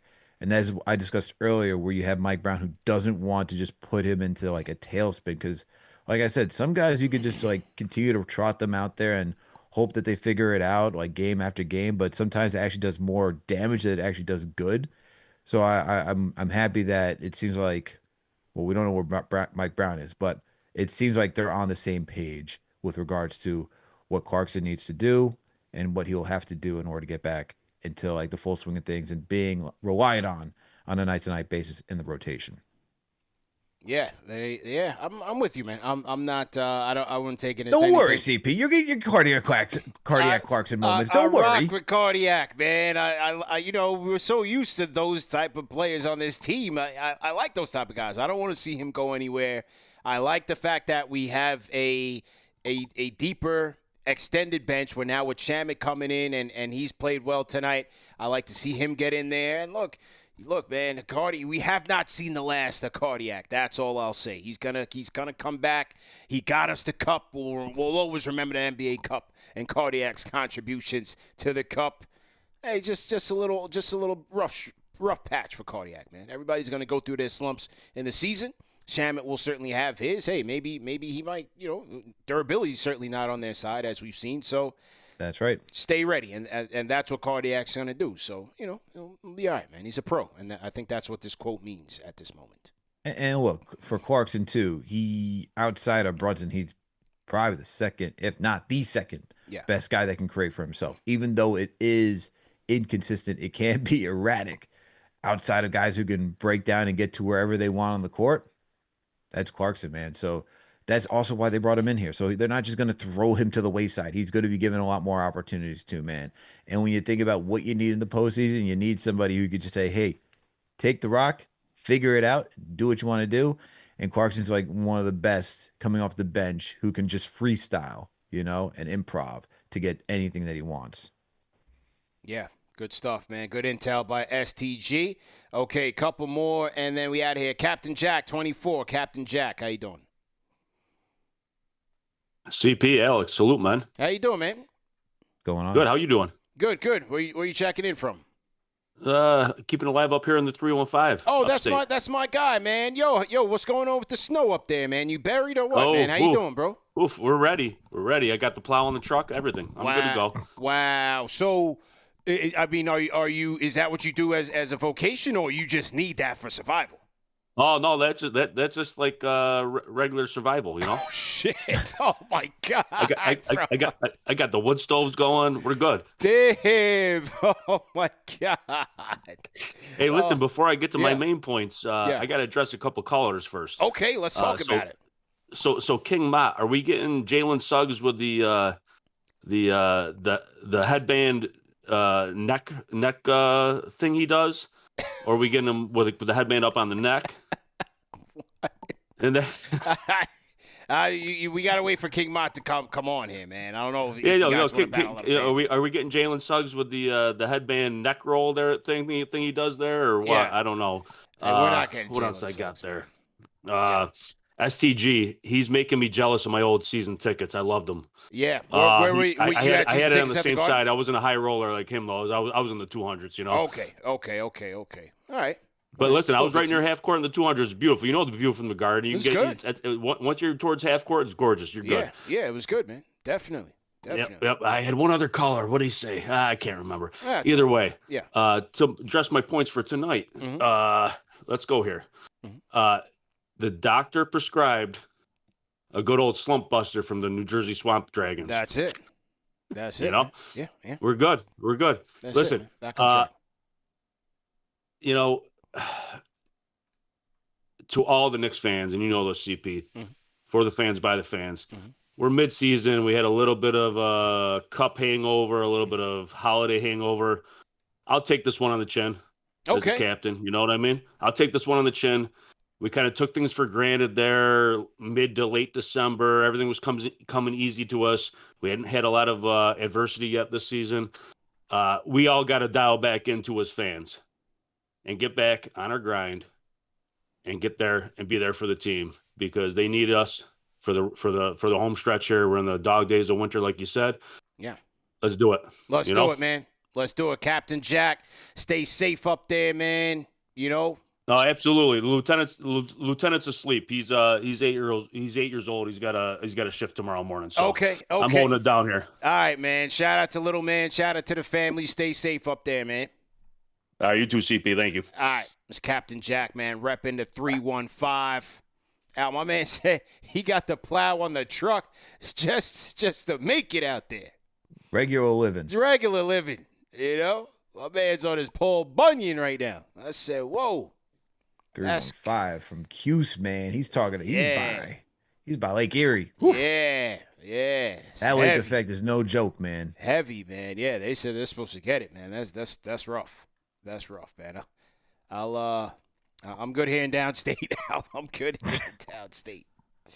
You know, I'm good here in downstate. I'm looking forward to it, man. Hopefully we get some good sledding weather. You know, take sledding weather. Yeah, now CP says I want some sledding weather. No, but what I really want ATVs. I want to get 2 ATVs. I want to get one for me, one for little man. ATVs, man. I need an ATV, man. You ever see those dudes? Especially when it goes snowing outside, the dudes are just rolling with the ATVs. Oh, hell yeah, man. I've seen that, yeah. I might go get one before the weekend. Go on Craigslist, see if I get a used one. Yeah. I want to rock out with an ATV, man. What do you see? Check my IG story like Sunday night. Yeah, with a used Honda ATV. Yeah, I want to go find me a little Honda ATV, man. Let me go look on Craigslist. Don't worry, CP. You know, there's Denver on the way. Yeah. We gotta get those snowmobiles rocking, man. Let's do some research. Yeah, call Vin, man. Call Vin. Have him organize everything and organize snowmobile excursion. All right, I'm gonna designate that for you, man. I gotta get the snowmobile excursion. Yeah, I'm gonna look for a little ATV or something, man. And anybody in the chat got ATVs? What's going on, man? Anybody in the chat got ATVs? Yeah. Armin Duda said ATV's fun in the snow. Yeah, I've only done it on tropical or that type of terrain, different places like Costa, Aruba. Mexico. You could do it in Vegas, CP. They certainly. Yeah. I haven't really gone out in the desert in Vegas with them. The sand buggies and whatnot. Yeah. So, yeah, tap in with it. Yeah, get a little ATV, man. That's it. Okay. All right, what else we got here? Okay, let's go to a couple more. LP on the Discord. Get on mute your mic. LP. Yo, CP and Alex, yo, you hear me? Yes, loud and clear, man. Rapid fire. How you feeling? Yo, feeling good, guys, feeling good. Just want to say real quick, this is a good bounce back win. Everybody knows. We needed that. The Nets, they need to go cross back to the George Washington Bridge, go back to New Jersey. Yeah. I've never looked at them as Brooklyn Nets, no matter what. And that's my borough coming up, but still, it's New York all day. Then I want to say, we need to beat Philly. I don't know how they scheduled to where when they came to New York. They got us on a back. We played them on a back-to-back both times when they came to New York. I don't know how that was, but we played them. So hopefully they're on a back-to-back when we go to Philly. I didn't really check it yet, but hopefully we get them. We just need to beat them, Sacramento, and Portland, and just go like on a 5-game winning streak. I hope we can do that. And that's all I got, CP and Alex, man. But thank you all for taking my call as always. Appreciate it. Yeah, man. Shout out to you, LP. Hope you doing well, man. Stay up. Shout out to LP on the Discord. All right, keeping it rocking. Cody, you up next. Cody, how you feeling, man? I'm cool, and how you? Good, man. Good to hear from you, man. All right. We beat a team tonight that was trying to lose. Yeah, that's right. How you feel about that? He said that's right. Well, that's look, trying man, to lose, like I said, I'm just happy to reverse the vibes for tonight's show, so we could talk about positive things. And hey, they won the game. Man. That's all we could talk about. We gotta get that guy out of here, man, and quick. Who? He's horrible. Who? Mike, the coach. Man. He's horrible. His rotations is horrible. His substitution pattern is horrible. When we were winning, if you notice, tight games, he'll pull OG out with 4 minutes left and then put him back in with 2 minutes left. It's like, what is this guy doing? One night, the guy is playing 20 minutes. Next night, he's on the bench. Bring in Clarkson. Now you're benching him. He's the only guy who could get a bucket outside of Jalen. And everything we were mad at Tibbs for, now this guy is doing. They're like, oh, Tibbs don't play the bench. Now he's not playing the bench. Because he's trying to win. This guy's an idiot, man. We got to get rid of him. We're not going to win with him. They don't want to play for him.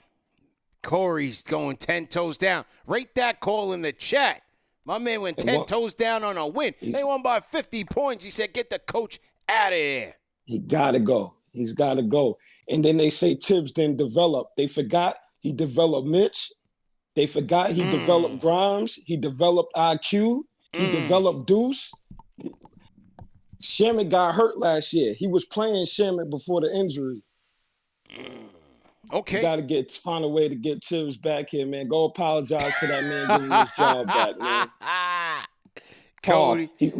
He got calls starting from the top of the key. Like, this guy's an idiot, man. Okay. Can't coach. Ran Fox out of Sacramento, his best player. Now he's running Karl out, our second best player. Even though Karl has to go, I don't think we could really beat. We could probably win this year if we have Tibbs. But moving forward, we can't win with Karl. He don't defend. We're not going to win with him. Okay. He don't defend, make bonehead plays. He's soft. But I love him more offensively, and this is the year where we could have won if we had Tibbs. Not going to happen with this guy. All right, man. Hey, man, rate that call in the chat, people. 1 being trash, 5 being fat. Hey, I didn't ask him to call on KnicksFanTV behalf. I did not ask him to call, Alex. I did not pay this man. This man called on his own. He's on his own, man. He called in. He said, get the coach out of here. A complete reverse Uno of the situation for tonight, Al. We was cooking. We was on the vibes. Had the Sauv Blanc rolling, 120-66. Biggest win of the season. Largest margin of victory of the season, I should say. Corey called in with the flamethrower, man. He said, get this guy out of here. We need Tibbs back. Completely reversed Uno the vibes of tonight, man. What'd you think about that, man? Let me see that checkbook, man. Let me make sure you didn't write anything to anybody. All right. I did not pay that man to call in, man. Oh, STG with a 5 in the chat. Whoa. STG. Whoa! They must have been having conversations on the Discord. Interesting. I will say this, though, for the Mike Brown running Fox out of town, talking to James Ham, that was not the case. Fox actually didn't want Brown to go, and he wanted Brown to stay. He said, and from what James said, is that if Brown goes, then I go, which is why he left and why he wanted out. Okay. So let's just clear that thing up first and foremost. Thanks for setting the record straight, man. Good stuff. Good stuff, man. With regards to you know, everything that he's talking about for Tibbs, like who would be your option? Because Tibbs is not a realistic option, man. Who is the actual realistic option if you don't want him here? There's no way Tom Thibodeau is coming back through those doors, man. And even with, I think it was time for Tibbs to go. Look, I think it ran its course. Even with the trades that you made for this roster, regardless of Karl-Anthony Towns, you saw that even at the end, whether it be you get the subliminals from Bridges this season, you had McBride at the end of last saying that they left some meat on the bone, that he could have done a little bit more.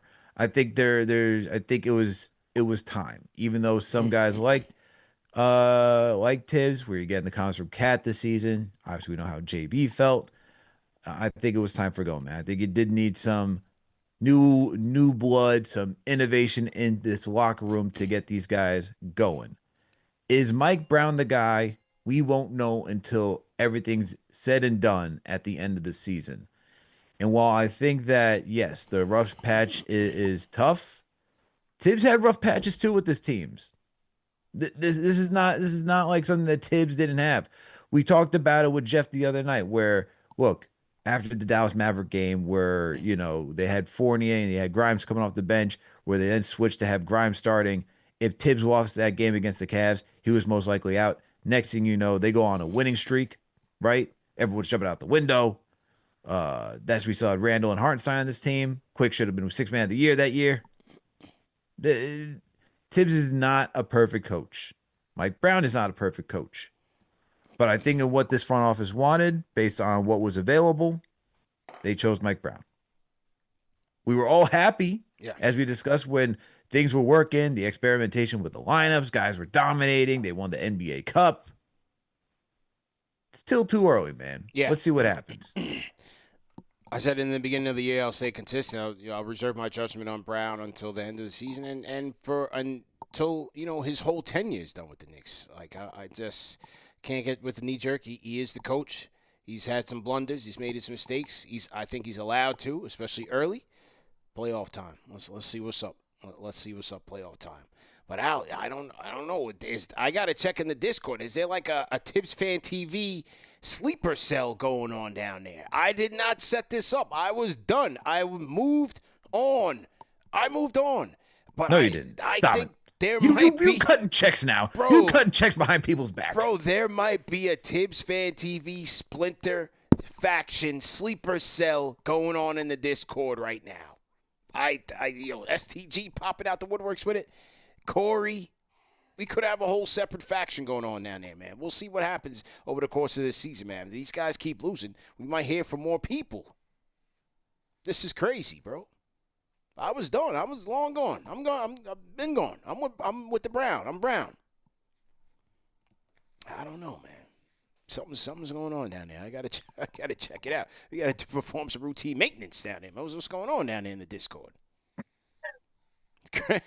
Crazy. CP, just admit, man. You're cutting checks. You're trying to get the Tibbs. You're trying to get Tibbs back hired, man. That's what you're trying to do around here. This man. is I just I thought. I don't know. I don't think I can trust you right now, man.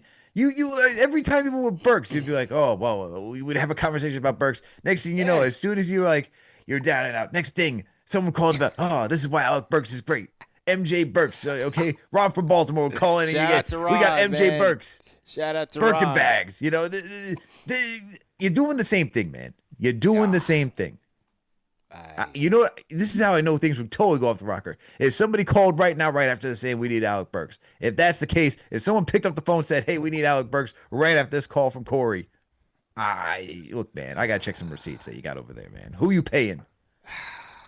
This is interesting, man. This is a very interesting time that we're in, man. But you asked, Who can you rely on? Who can you count on? A new sponsor of Tonight Out, and that is our guys at Fabletics. Shout out to our guys at Fabletics, man, because listen, you know, we're in workout mode. Al, you work out. I do too, man. I'm getting ready for the wedding and everything, man. So we got to get right. We got to get tight. And that's where Fabletics comes through, man, because, listen, there's something about throwing on a fresh workout set that gets you locked in. You know, you got to have your workout gear. You got to have your drip when you go out on the streets. You go to work, but also when you work out, you know, because when you look good, you feel good. You know, but listen, man, the problem is new gear adds up fast. So Fabletics, they have a VIP program, which is different than a lot of apparel retailers. So when I signed up for the Fabletics VIP program, I got 80% off everything.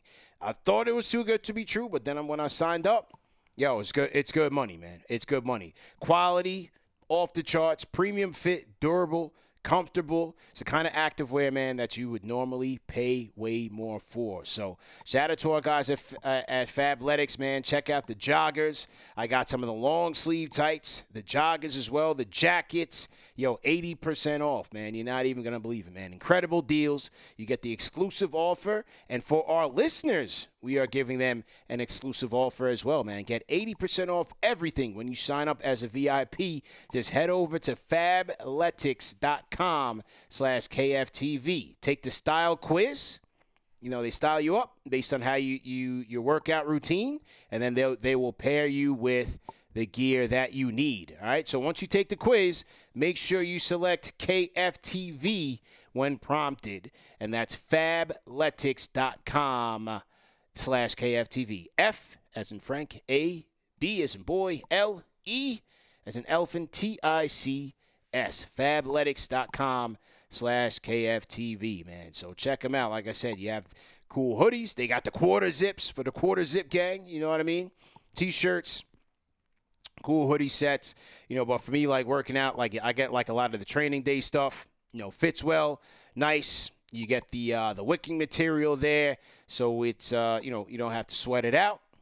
And shout out to our guys once again at Fabletics. So go ahead and check them out, man. 80% off with the VIP program. Fabletics.com/KFTV. Okay. All right, man. All right, we're going to close out the show with our guy, the Knicksfix. Shout out to our guy, Knicksfix. How you feeling, man? CP, Alex, what up, bro? Good, man. How you feeling, man?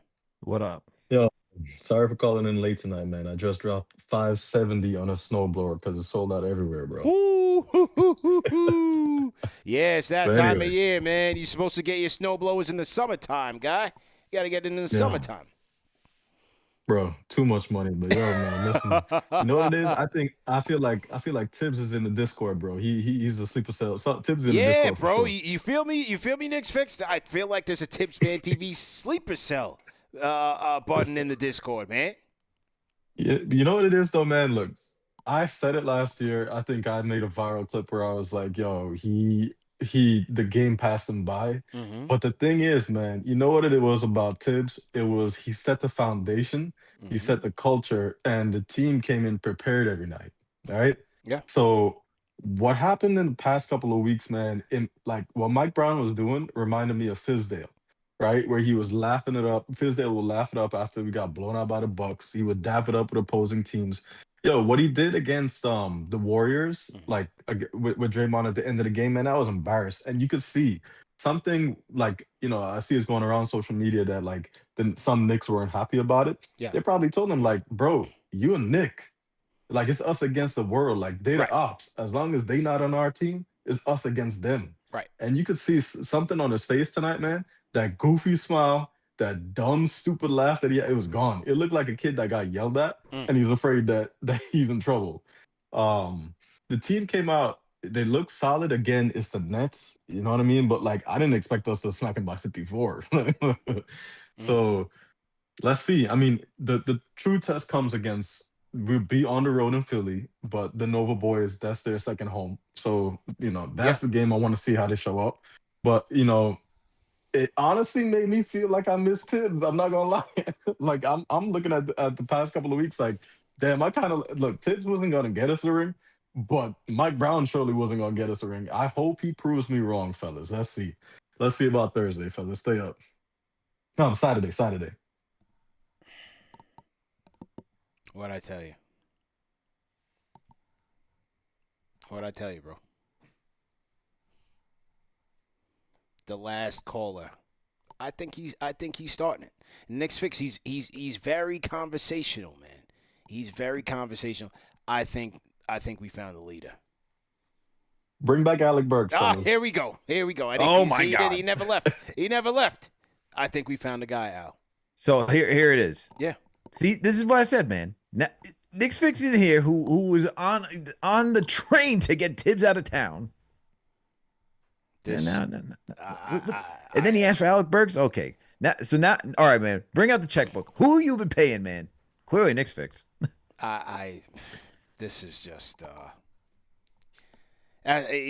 You can't make it up, as you can see how elated you are with this. You are so giddy. You are so giddy right now. You're like, yeah. Tell the people I was right. Tibbs should still be here. Tell them that Alec Burks was still right. Come on. Coach, if you're listening, we got him.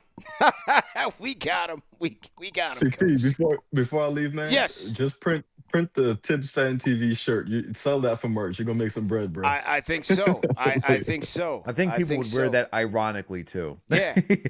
Coach, if you're listening, we got him. We got him, man. It took us 40 games, Coach. If you're listening, man, somewhere out there, they're gonna send him the link, man. Appreciate the call, Knicksfix, man. Where have we gone now? Where have we gone? If you told me Knicksfix was going to come in here praising Whimsical over Tom Thibodeau, good Lord. This is where we are, man. All right, man. Yeah. How many games are we into this season? Yeah. This is What's where happening? we are. Good stuff, man. Shout out to Blackness 201 $5 super chat. This is Val. Think about it. We started losing since Hart checked JB. Oh God. All right. Oh God. I can't read any of that, man. Okay. All right. Shout out to you for the super chat. Anyway, who's the super chat from? I don't. We appreciate the guy, man. And we appreciate him. He's a Fanchise channel member. Oh Blackness my 201. goodness gracious! Yeah. Nice. I just saw it. Yeah. Now we're not at KFTV After Dark. We're 15 minutes away. Nah, I can't read that. That's not even KFTV After Dark, man. Come on now. That is just flagrant. That is just a flagrant 3. All right. Well, hey, we ended the show on a high note. Al, good show. All the mods, Fanchise 44 games, CP. 44 games. It took Knicksfix 44 games to preach Whimsical over Tom Thibodeau. And also ask for Alec Burks. Yeah. Look at that. The leader of the Tibbs Fan TV sleeper faction revealed himself, and he was the closer of the show. It all makes sense. In succession, STG, Corey, Knicksfix. They're part of it. It's something. You know who's probably watching this? Yeah. You know who's probably watching this, chuckling under their chuckling right now? Yeah. Corey Telebo, remember? Yeah. He was like, oh yeah. He's like, sometimes the grass isn't always greener. He did say that. I got to check in on him. I haven't heard from him in a while. I got to check in on him, see what's going on. See how he's doing, man. Even with that comment, still too early. Mike Brown could turn this thing around. Yeah. Who knows, man? Yeah. Look, the Draymond thing, like I said in Evan and Tiki's lesson learned, man. Yeah, that was the wackest thing possible. Yes. As I agree with Boogie, yes, they have a relationship. However, as the saying goes, you know the saying, there's a time and place for everything. Mm-hmm. Y'all want to yuck it up, buddy it up, do that backstage. You're on TV. And when this guy almost injured one of your best players, it is not to say, look, I think asking him to shun him all the way is maybe a little too much. They have history for sure, but maybe even come up to him like, yo, you my guy, but come on, man, you almost hurt my guy. You know what I mean? Like, balance. Not a family reunion when he almost took our guy out. So that's a lesson learned, man. You in New York. We're in the gridiron. We are in the trenches together. Hey. Gotta learn. And speaking about trenches, StgNick just said, I am part of it. Tibbs had us scrapping and prepared. It was Leon's fault for trading away his dogs. There we go. Wow. KnicksFanTV, ladies and gentlemen. Even on a win against the Swamp Dragons. It's Here we are. alive and well. It's alive and well, folks. Wow. Anyway, great show. Now you know what really for this show. Yeah.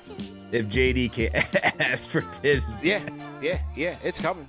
It's coming. Don't worry. Oh, it's coming. He's saying. It's coming. JD's gonna hop on this show and say we should have had Tom Thibodeau stay. Yeah. Hey, I wouldn't be surprised at this point. I wouldn't. All bets are off. You know. Hey, salute to everybody. Make sure you guys remember that this show's available in audio podcast format. And speaking of podcast, check out the new series on the podcast feeds from the KFTV archives. We are resurrecting some of our classic KFTV interviews in the form of bite-sized mini episodes, classic stories from some of our Knick heroes. So the first episode or the first series was on John Starks. We dropped about 4 episodes on that one. We ended it tonight, concluding with John Starks speaking on the infamous Game 7. And, had some interesting perspective on it. So check it out on the podcast feed from the KFTV archives. Brand new series. And, look forward to dropping the next one, which will be on Friday. We're going to drop a new player and a new story on Friday. So make sure you guys are checking it out on the podcast feed and leave us some feedback on it. Let us know what you guys think about it. Who should we drop next? You guys lead the way, man, and we'll make it happen for you, all right? Great show, Al. Great show, everybody. We out of here, man. Peace.